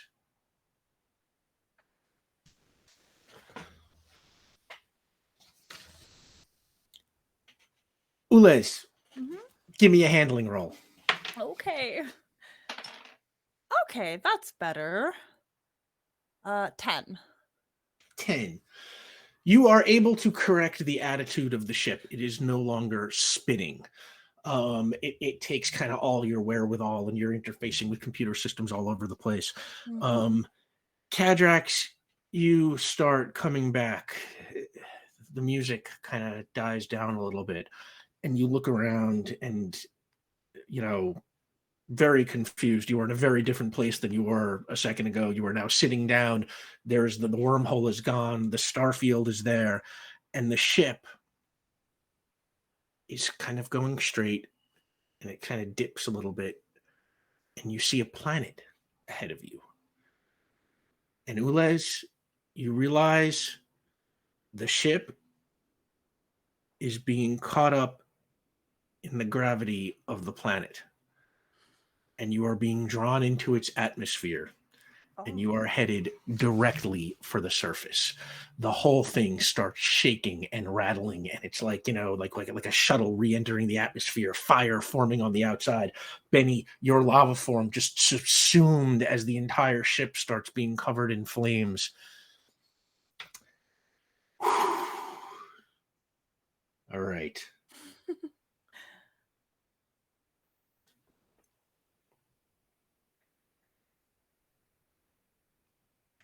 Okay.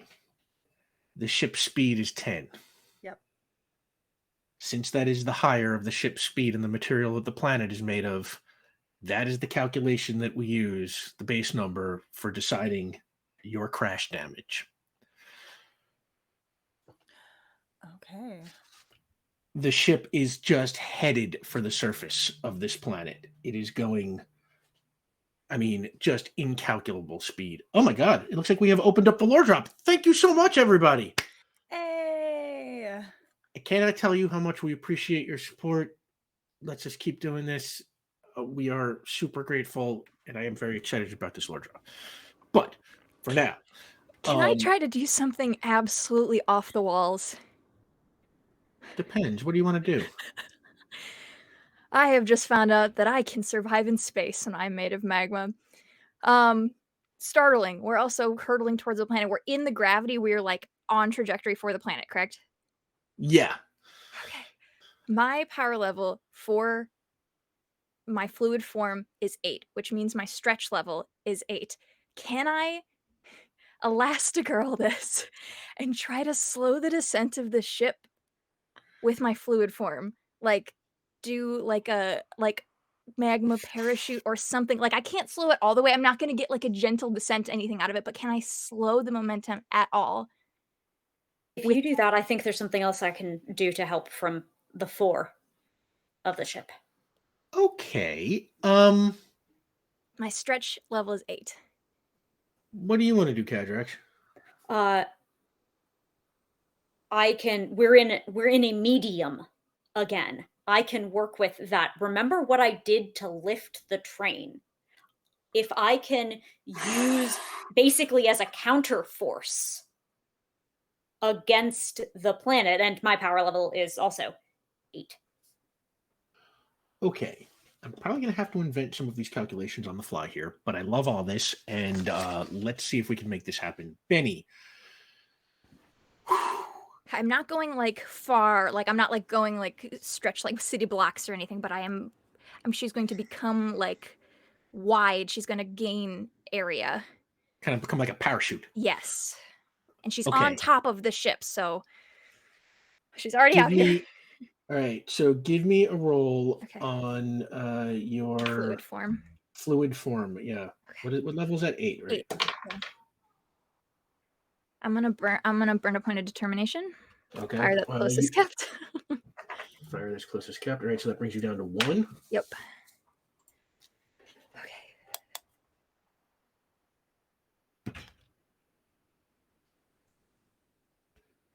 That's a 16.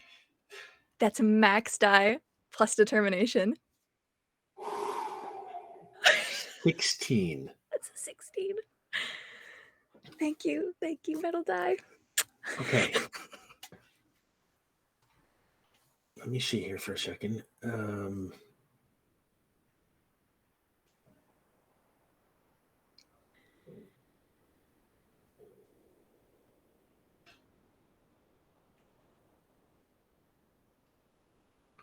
Okay. I don't know if there's an actual formula in here. I'm looking at the instructions for flying for how to do this. So what I'm going to say is you got a 16. The ship is going 10, so that's the base for the ship, and I got a 5, so I got a 15. So I'm going to say you slowed it down from a 10 to a 9. Something. I'll take it. Kadrax, what do you want to do? I am going to use a blast of sound using whatever medium is this atmosphere to create a cushion of atmospheric pressure at the point of contact. Basically, like, it's all about absorption of force when you actually crash. And the more you can communicate that force over time, the more that's going to spin out. If I can just create enormous pressure at that final thing, just try to cushion. Okay. Okay. Give me a roll. This is a complex task. Yes. I'm going to set the difficulty at 9 because that's the speed of the ship. So I'm going to use my point of determination to raise my power level to also be 9. Okay. Oh, whoops. Sorry, that was the wrong person. So that's your point of determination. So your power level now will be 9. Wow. So it's all down to the die. Come on. Oh, you do have 1 point of community determination. Okay, it wasn't a 6, but it was a 5. So that brings you to 14. I have 2 points of power skill. It's a 16. Oh, 16. Okay. And I rolled a 3, which is 12. So that slows you from a 9 to a 5. I would say another page of action is passed. So Ulez, you can make another handling roll. Okay. That's so nice. How is Vion doing? Yeah, Vion, what are you up to? So much is going, and like Ules panicking at the console, like touching everything, muttering absolute just like Ules obscenities. You know, they're gentle. Yeah. Like, butterfly and graham crackers. Here's the thing. Earth physics classes a little rudimentary, I suppose, in the grand scheme of things. But I will say this as someone who went to an international baccalaureate high school specifying in higher level physics. Thank you, Senor Giordano, who's still with us. I don't know why I looked up. We only Did you have look up 40 more today? minutes, Omar. We did learn the basic laws at the very least, which includes the law of gravity, which is the relationship between two bodies, a planet and a ship, for example. And I believe the relative pull of that is negative gamma m1 m2 over r12 squared. I haven't looked it up, but that is just off the top of my head. And I do believe I have energy control, which includes gravity. So what I would like to do, Rick, is while Ulez is steering the ship, I would like to go ahead and cast energy control and just kind of like lower that pull a little bit between these two bodies, M1 and M2, over the R12 squared. All right, Ulez, what do you get on your handling test? I got an 11. An 11. Okay. You have got the ship about as under control as you can get it while it is in sort of, while it is, careening towards the surface of a planet. Okay, Omar. Explain to me what you want to do as if I was a small, stupid child. So 'Cause I am.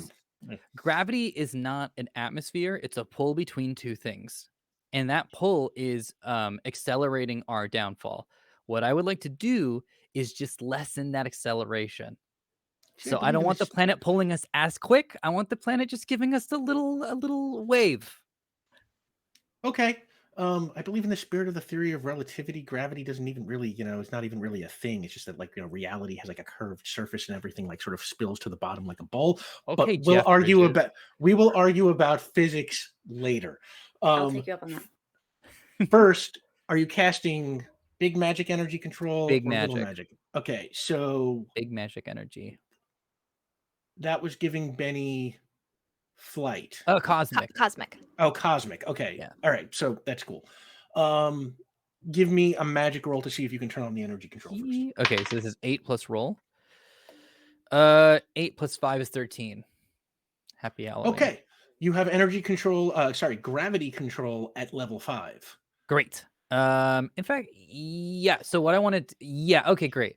I'm gonna. So then now this is 5 plus roll. And here we go. It's gonna be a 9.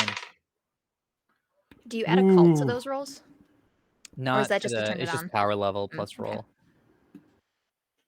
You said 9? Yeah, that's correct. That is a moderate success. Pretty good for a kid from San Jose. Okay. Okay. They had slowed the ship to 5, and you have got a moderate success trying to create this, to nullify gravity or however we're going to describe this. Yeah.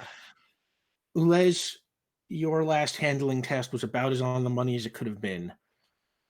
The ship flies down, and as you see it going to the planet, you see that the surface is kind of this, let's say, kind of like gold rock, almost golden in color. Probably not actually gold. I don't know. Who knows? Could be, but that is all you see. You see yourself headed for this like rocky landscape, and you come down. Benny pulling, Cadrax pushing, Vion nullifying, and the ship hits the ground. Everybody is jolted. And hang on.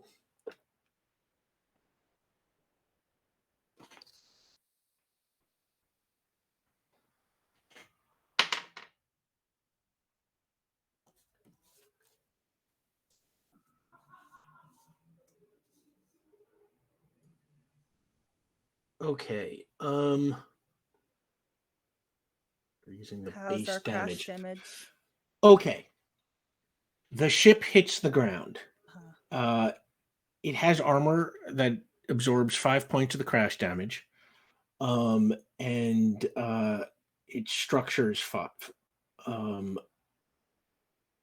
The ship takes some significant damage. It is not totaled, but I'm going to say a wing rips off. Some of the bottom is torn open. The hull is okay? The hull is not punctured, but the structural integrity of the ship is sort of some of the electronics and mechanics that should not be exposed now are. It slides along the ground. It's like watching an airplane that just landed without its landing gear down, and it's just like just screeching along the rock, sparks flying everywhere. Let's see. Crash damage. Roll an attack against each passenger using the base damage. It's a bashing attack as everyone is strapped in, and a slashing attack if they're not. Benny. Give me a roll on, I think it's your strength. Okay. With all the damage resistance in the world, you got this. Fingers crossed. If you don't got this, every single one of us is murdered. Okay, that's another max die. That's 12. Okay. Your lava form, your fluid form, and the damage resistance that it comes with, you kind of go flying off the ship and roll along the ground, or not roll, but Probably just splats and pools back up. Yeah. Along the ground, but you don't take any actual damage from it because of your altered form. Kadrax, were you strapped in? Didn't you specify that I fell back earlier? Yeah, you fell out of your chair. Yeah, that's true. Good call. Thank you. So give me a prowess roll. I assume it's first Sorry, reflection. strength roll. What? Reflection. Oh, yeah. The way mine works, I think. Punch that planet back. I mean, on a broadly similar force reflection principle to what they just did to the ship, yeah. Test Unless this planet's not Newtonian, Rick. Reaction with the attacking effects level as difficulty. Okay, yeah, okay, that'll work. Strength, 7. sorry. 7. Okay, I can. Yeah, okay. With your reflection, you're actually, you take that hit, but pump it right back into the rock that you hit. Ulez, you were piloting, so I'm going to say you were strapped in. Oh yeah, and I had my helmet on. Mm-hmm. And you had your helmet on. Okay. Plus you have all of your damage resistance apply. You have 2 points of damage resistance that apply. Yeah, here. the hat's just aesthetic. Give me a strength roll. Okay. Oh no, I don't think I've had to roll that this entire game. Oh, how's a 5 for you? Ooh. Ulez. You take. Oh gosh. 5 points of damage. Okay. Minus the 2, or it was 7 total? Oh, thank you. I'm sorry. You're right. So 3 points of damage. Yep. Okay. Oh God. Folks, math has never been a strong point for me. You can talk to any of my elementary school teachers about that. It's just if it involves numbers, my brain just checks out and goes on vacation. There's a lot of things to remember. That's why we've got each other. Exactly. Yes. Thank you, rules lawyer Benny. So Ulez, you are actually down to 3 points of stamina. Okay. And I'm going to say that it is quite a jolt. You hit yourself against the console. Yeah, and maybe leaves a mark on the console. It's just a crack in your head. Yes. And that just leaves Vion. Were you strapped in? No, sir. Give me a strength roll, Vion. Okay, fine. It'll be fine. Here we go. Big money. 7. Vion, you lose everything.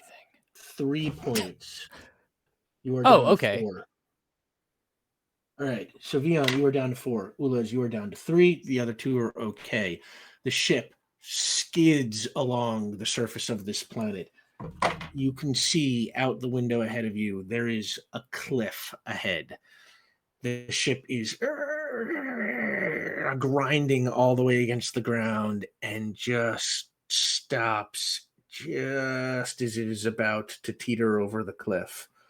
And now it is kind of seesawing. And every time the seesaw goes down, you can see below you that this cliff falls I mean, it looks like it's like half a mile down. These are not Earth scales. This, like, what you are seeing before you is so deep, the Grand Canyon would feel just insignificant by comparison. The Grand Canyon would have serious self-esteem issues seeing this canyon. I have flown off the ship. I have landed lava side down into the dirt. How does this ground here, this like golden colored stone, react to the lava? Am I melting it? Am I changing the shape at all? You stand on it, and it Like seems if I pretty purposefully, impervious. Shit. Okay. I grab Vion, yank him, shove him toward the stern of the ship, and say, "Gravity, gravity, gravity." Yeah, Ground control is on. Ooh, this is gonna be a little tough for your old boy here. I am going to focus the gravity on me now instead of the ship and increase it this time. That will I might incur some damage from that. I have no idea how those rules work. It's energy control gravity, so that's not something I'm aware of for energy control as a paradigm. Oh, You could also actually, selectively make the stern heavier. yeah, you know what? That makes I think that okay, well, can we just say that we had that quick conversation and I'm just like, Yeah, you're it's a little bit of a yelling at each other. sacrifice, and then Cadrak's you're like, Beyond no, it's not. first, you're like, I'm going to make myself heavier. You're a little disoriented because you just took a hard hit, and Cadrak's No, is like, what's wrong not with you? you. And- The ship. Oh, Benny is booking it towards the ship. Yeah, I have yeah. fast flight. She's like flying at you super fast, but y'all, do your thing. and I like yeah, at Benny, the tail you're trying end. to catch up. Yeah, I will cast and I want to increase the gravity by 2. Okay, give me gravity control. The structure of the ship is 5. Okay. So this is 5 plus roll. 9. Ooh, that is a marginal success. Hey, I'll take So it is my discretion. Vion, you are super disoriented from the crash. You know, you took damage. You know, you were the momentum, the whole thing, you know, and crashes in and of themselves have a little bit of psychological mojo to work on you since you died in one. Sure. Oh, that's a and good point. with that disorientation, you increase the gravity on the back of the ship, and the first thing that happens is like the ship starts to like kind of crunch, and then you kind of try and, you know, work it a different way, and you are able to kind of add weight to the back end of the ship so that when it teeters back again, it stops, and now it is just holding front half off the cliff, back half on the cliff, by sole virtue of you holding the end down. Can I add something as flavor text to Yeah. this? Just just something that I've been thinking about. The shapes as this is like happening, and I think with like the stuff that's been happening with Vion, and as he's like introducing more magic and all this stuff, that the shapes that are kind of like fluttering off and disappearing into the wind are no longer like Germanic runes or whatever, and that because like I'm trying to use like astronomical stuff, that they might actually be more like Arabic or Sanskrit in like their characters. Yeah, you know, it's like they are coming out. Why don't we say Parnodin? And that's why you're the GM, right? Yeah. Yeah, 100%. Yeah, and that's like as I'm focusing, just like those are kind of just like drifting off as the spell is happening. Yeah. Oh wow, I love that imagery. And yeah, this is like one of those things where it's like, because it is just a marginal success, you don't know how long you are going to be able to keep this up. Benny, you have been flying to the ship. You can see, you were watching, you were seeing, like, you know, it was one of those like, oh no, yeah. Yeah, and you are just now flying over, and you are, I don't know, you know, good 20 yards away. Where do you want to land? On the ship, next to the ship? No, I want to get behind it. Okay, yeah, you come right down and touch the ground behind it. What does the back of this ship look like? And what is the terrain that it's sitting on? Or at least whatever the part that is not hanging over the cliff. The terrain is, like I said, it kind of looks like gold, like Okay. golden But like rock. rocky, or is and it totally flat? Like it's got a lot of movement? I would say normally this landscape is probably pretty flat. Like, it looks like it maybe long ago it was heavily windswept. There doesn't seem to be, you don't see pebbles, you don't see dust anymore. It's just like, clean, polished, rock everywhere. Except your ship just crunched so much of it that That's there's true, like a okay. big, trail of broken rock now and dust and stuff from your crash.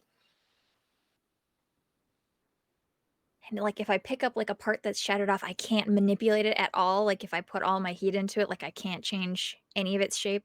You can give it a shot. I What would would you like- like to do? Well, I want to see if I can do it first because I don't want to like fuck up the ship. But I would love, this might take time, but like if there's like a lip of the back of the ship, anything that is like where it had gotten crunched by beyond. End goal would be if I can pull some of the landscape in multiple places over like the edge of the ship to like staple it in place just to give it a little bit more stability with the landscape itself. That would be what I'm trying to do, but I don't know if I can even manipulate this stone at all. And so she would I'm gonna probably want to place pick a up. very high difficulty on Yeah, that. So sounds what do you like I want to don't do know. first? You're trying to test I it want to first? pick up, I want to pick up like a stone that went flying because it got broken out of the ground, and I just want to like see how All right, you tough it pick would up be. a stone that broke from the ship crashing, and Benny, give me a roll on your, your aura, your magma form. That's not great. That's a 10.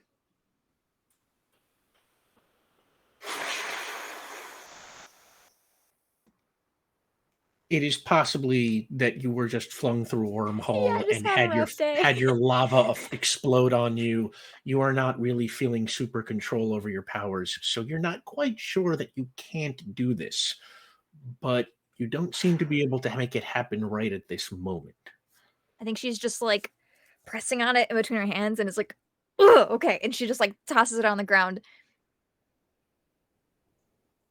I haven't heard from my friends yet, so I'm just hoping that they're dealing inside. What's Ulas What's- look like right now? Yeah. What are they doing in there? Ules? Yeah, so they kind of like hit their, so they were wearing their space outfit, which had a helmet, and then in that helmet was their helmet and then their head. So when they like smashed their head off the console, it was like a double, like there's just a lot of like ringing sounds. So they well, Vion was trying to like up gravity. They'd kind of unbuckle themselves, flop to the ground, and then tried to get their bearings. And I think once they kind of realized like what's going on, they're gonna take that one more look around. Should we get out of this ship? This is, the structural integrity makes me rather uneasy.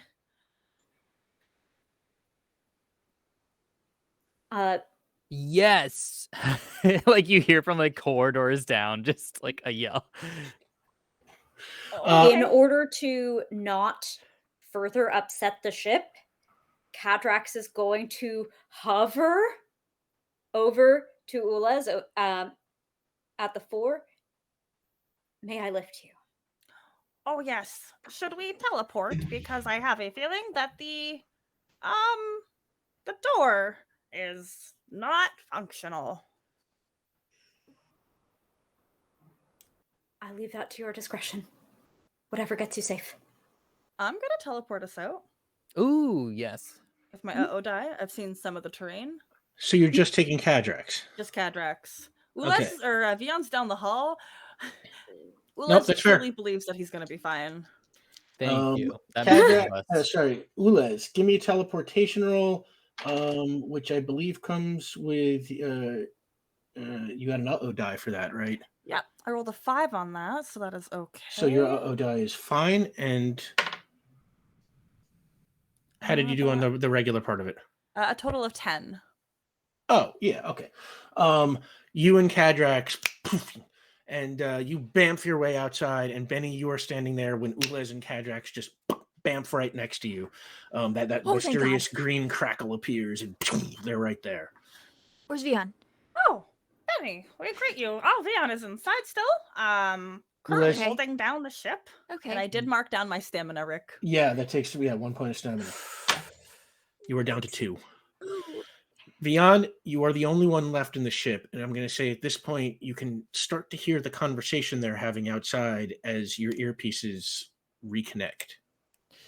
Well, the captain always goes down with a ship, and I have nothing to do with this one, so I'm gonna phase and try to. I don't have to like stand at the point. Like I've decided the point, so I would like to phase and try to cross through the material. I don't know if I can or not. I don't know what this is made of, but I'd like to try.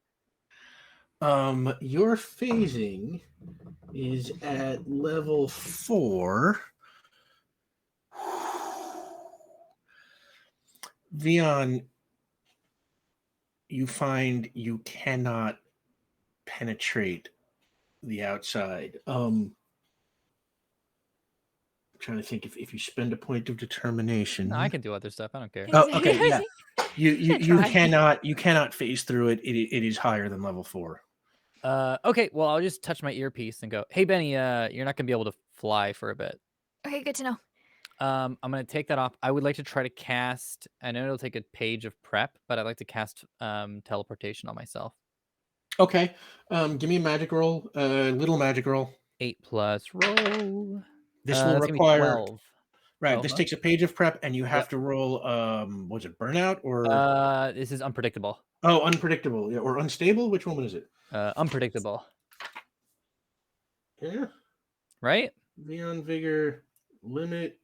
I have unstable as your limit. Then it's unstable. I was like, I think I have Okay. unpredictable. I think that you were something else. Yeah, unstable. If you use your power in a fight Bad. or other tense situation, roll a die. On 1 or 2, your power goes off at random rather than doing what you intended. That's right. Oh my god. All right, so give me an uh-oh die. Here we go. Come on. Larger numbers, not smaller numbers. What were you? What are you? Daddy needs a new pair of shoes. I got 2. Oh! Leon, you start generating runes in the air. And Oh, it's been fun. It's been a good run. And Not today, kiddo. I'm gonna say I should figure out a cool way to do this by random. Okay, I'm gonna think about a way to find what your random effect is randomly next time. Oh, good. Great. You turn invisible. Oh, okay. So I'm an invisible ghost boy. That's fine. I realized that I did not teleport, and I look down and go, oh, okay, I'm gonna have to work on this one. And what I'm gonna do then is I'm gonna no. We were Benny and I were looking out at the wormhole stars. So I'm gonna go to that spot. That's glass. I can easily phase through glass. Is this space glass? Is this some weird space glass? Not weird. Sorry, that's judgmental. Is this a specific space glass? It's transparent aluminum. You're joking. Aluminum is low. Well, it's obviously not going to be made of glass. No, transparent I mean, aluminum you is a would thing that die. exists now. It just works differently than the thing, but it is a thing. But aluminum is a low. Yeah, I can Yes. pass through Aluminum is It level is 4. 4. Yeah, which you can pass through. that.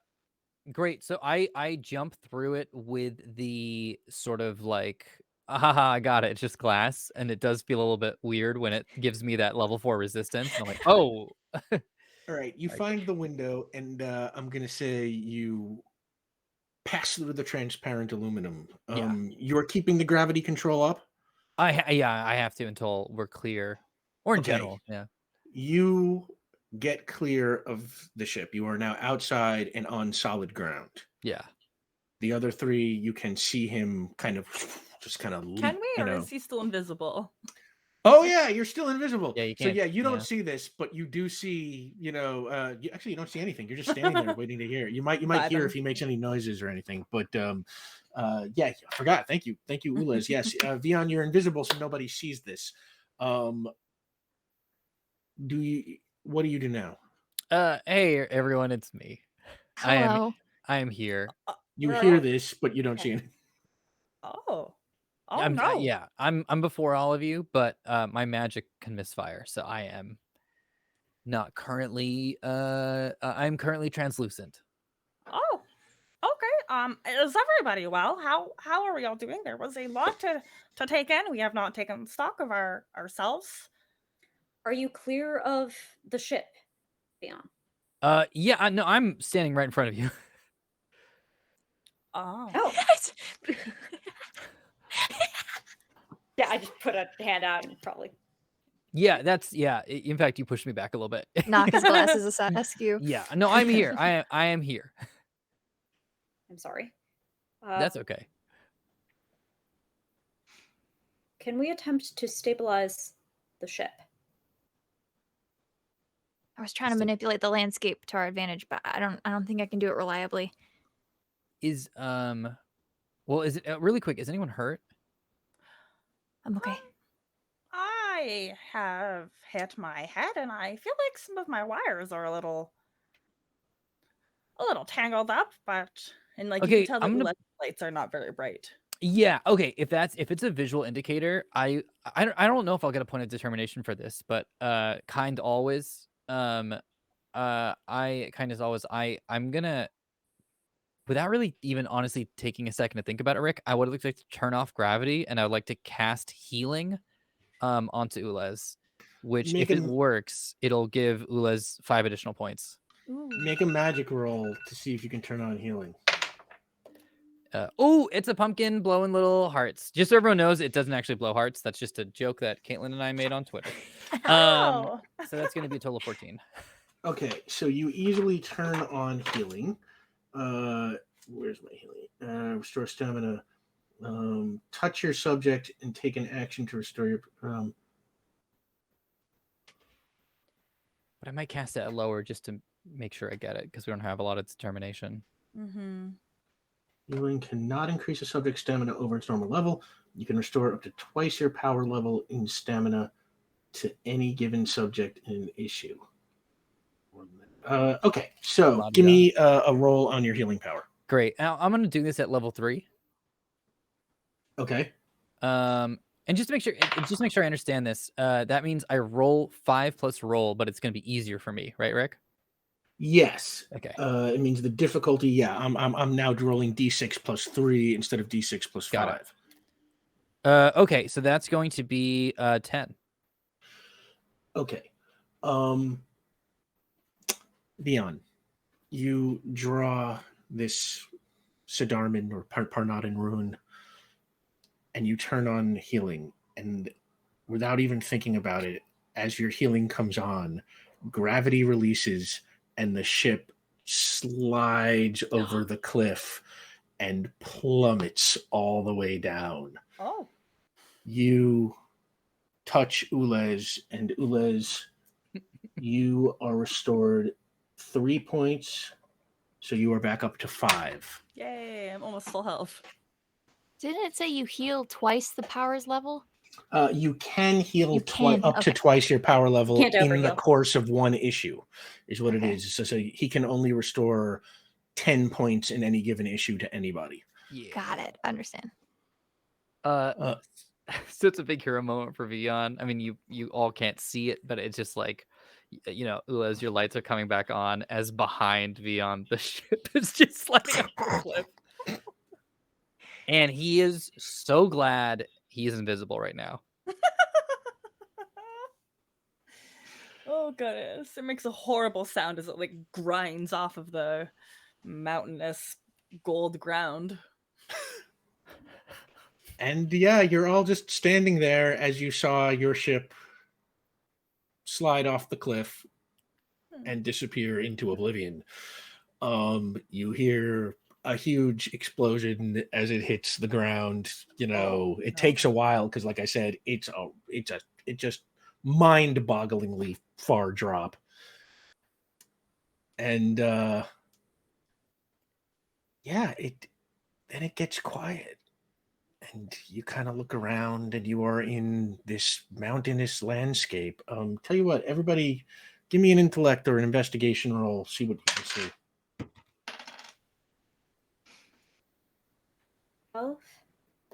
12.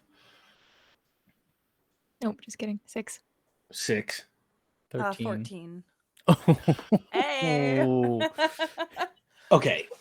You all look around. It is, like I said, smooth, windswept, polished rock everywhere. Mountains as far as you can see in any direction. No sign of life, no sign of civilization. Above you in the sky, there are 5 moons. Ooh. And a distant red sun, which is just huge, takes up so much of the sky. You look around. What do you want to do? Cadrax, do you recognize this planet at all? You do not, just for the record.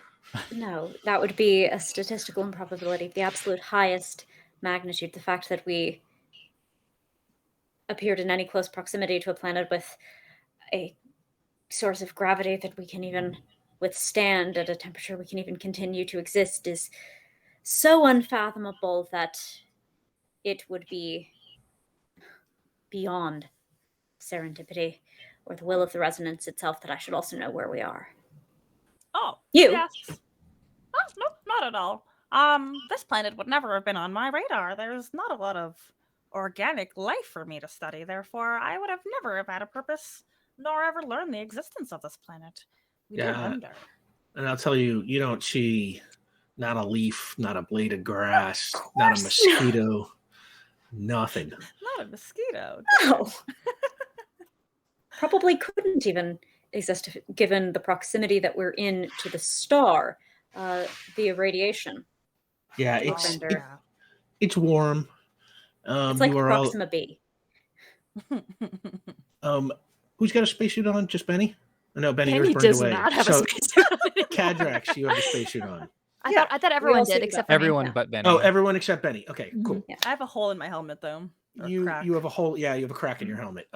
For everyone, the when Benny is in magma form, which she now got to discover, she has the life support ability, which means she can ignore up to 8 things, hazardous environments, because of her level 8. So she can ignore needs in hazardous environments, including breathing, cold, disease, heat, pressure, radiation, toxins, and vacuum currently. Awesome. So she is her own spacesuit. She just needs to not turn off solidify. Yeah, the magma. yeah. You are burning lava girl right now. She's been and practicing, I guess. Yep. Oh, God. Practice paying off. Ooh, not the way she thought she'd be using it, but we learn something new every day. And as the 4 of you are just standing there, surrounded by a million miles of nothing on an unknown planet in God knows what part of the universe, you see in the sky a spaceship passes by in the distance, and you recognize it as Sunny's ship. Oh, good. It flies over the horizon and disappears behind a mountain. And on that, we'll see you next week. Thank you so much, everybody. Oh, my word. That is Come the best on. possible ending that could That possibly was be. so Oh, thank good. goodness. Oh, thank goodness. My mortal foe. Yeah. Oh, I could not be more relieved. All will be well now. Huh. This one turned out to be a little wild. Do you think? Not what you expected? No, actually, I kind of had something different in mind for this, but this is much, much better, actually. This happens. This whole second half just wildly different than what I thought, but I'm loving this. Y'all killed it here. So many stars to go around Oh, tonight. that's next episode. Yes. Well, let's get ahead of ourselves. So real quick, let's go around the table. Tell the good people where they can find you. Starting with Caitlin Bruder. Hi, I'm Caitlin Bruder. You can find me and all the things I'm doing on Twitter at KKAMABR. I got stuff coming up in the works that I can't talk about yet, but it's really exciting. I hope you'll check it out. You can catch me on Infinite Horizon over on twitch.tv/Rule of Lore Wednesdays at 6 p.m. Pacific. I think that's all I have going on personally. In Stopline 3 news, as I said last time, the pipeline got completed, but you can still call your representatives. People are petitioning Joe Biden to revoke that because he's trying to be the climate change president and he's not doing a very good job. So, make your voice heard. Also, if you have the chance, check out any, stopline3.org, hashtag stopline3 on Twitter, whatever.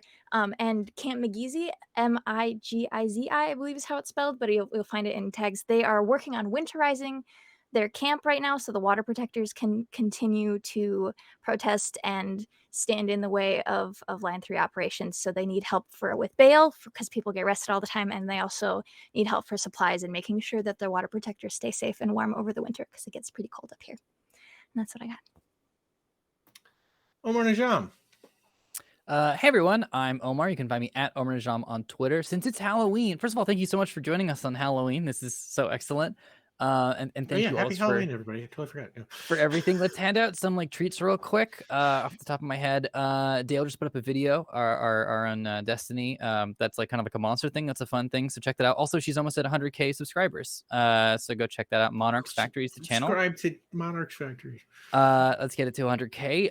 Also, we found out right before we hopped on that Jake's a huge horror fan. So if you could do me a favor, pop over to Indigo QT on Twitter and just send Jake your favorite horror gif. It could be like a fun, silly little one, like when like a Charlie Brown pumpkin one, or it can be whatever. Just don't make it too messy. But if you could do that and wish Jake a happy it's a happy birthday for all the Halloween people. So just say happy Halloween birthday. 13days13shorts.com. A ton of amazing artists have put up art. So go check that out for yourself because it's great Halloween art. And then finally, for our last little Halloween thing, because costumes are customary for this time of year, I thought I'd try one really quickly, if that's all right with you, Rick, which is, I gotta take this off first, and I'm gonna put this on, and I'm Caitlin Bruder. This is the greatest honor. I realized we had the same sweater on, so can't even tell you apart There we go. anymore. It's like the That's same it. person. Jake, Let's did you go. put the same 1 and 2 windows now? there we go. That's flawless. So that's it. That's me. I'm sorry. I'm having a video issue, Jake.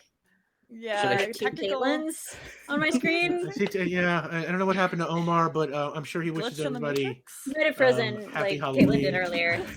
Everybody Turns out has we were looks. playing all I that. can't see it. Yeah, So there we Omar cast image, and now is Yes. manipulated an illusion to. Yes. So yes, There, I send got you. Jake your. Here we go. Oh my god! Oh my goodness. Here we go. Yeah. Oh, the role play is so top notch. Just like the. God, this is what we should have done. Yeah, That's what get it our would really characters. Just have you play each other. Mhm. You're almost there, Kayla. I don't know. It's tough to get Omar hair. I know, get I my don't head get shut. the It's like, volume. Never any of No. them. Come on, don't he's got hair strength level 10. True.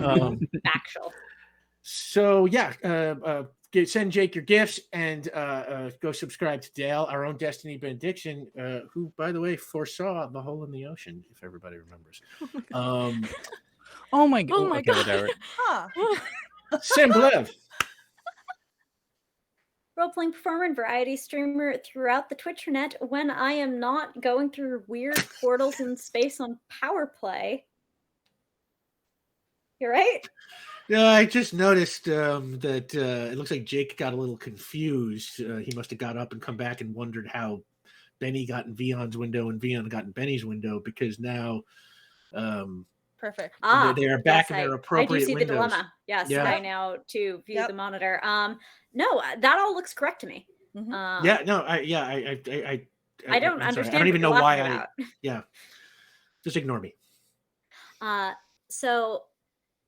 Weird portals in space, and also with excellent QueueTimes productions that give you quality, such as this. Please catch me on Starjam. That premieres freaking tomorrow. Wow. Also, weird portals in space, except this time I'm a little baby dragon. I'm a baby dragon. It's gonna be so fun.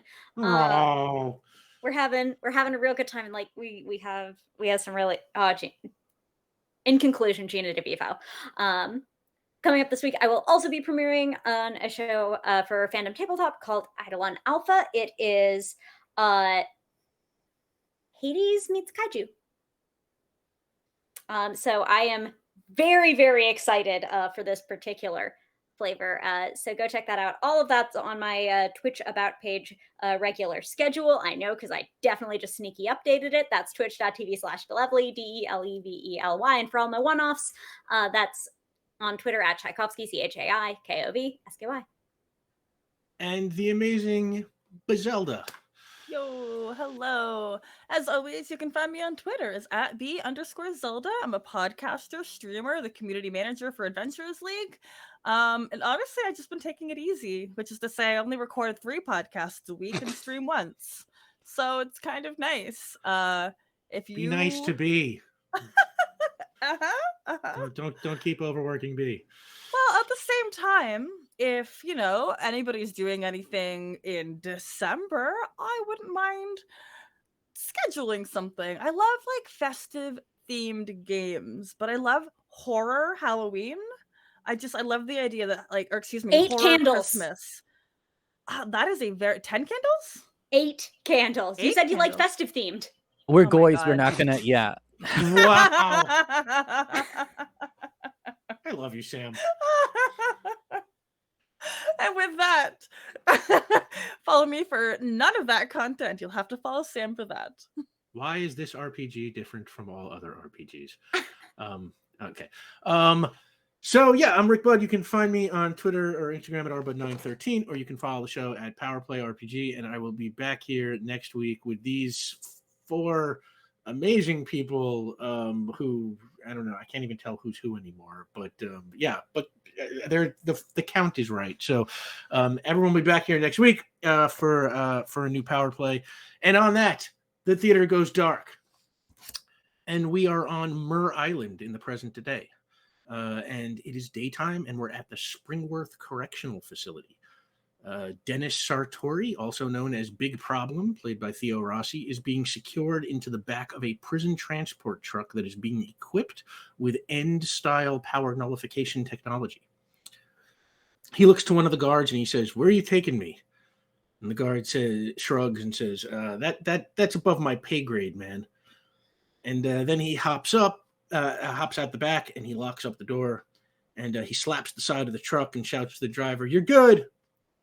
And the engine starts up, and the truck pulls out. And we follow it as it exits the facility and makes its way through the surrounding neighborhood. And it pulls onto a highway, and it drives until day turns to night. And finally, it stops in the rear of the truck. Big Problem has fallen asleep. But then the doors open and light beams in. And a man's voice says, "Sartori, Dennis, let's go." And there's a beep, and their restraints holding Big Problem down disengage, and he groggily sits up, and he squints as his eyes adjust to the light, and he says, "Where am I?" And the voice says, "Yeah, you'll see. Come on. And Big Problem looks a little hesitant, maybe a little scared, but he nods, and he goes, "Yeah, okay." And he gets up, and he slowly makes his way out the back of the truck to find himself in a huge room the size of a warehouse.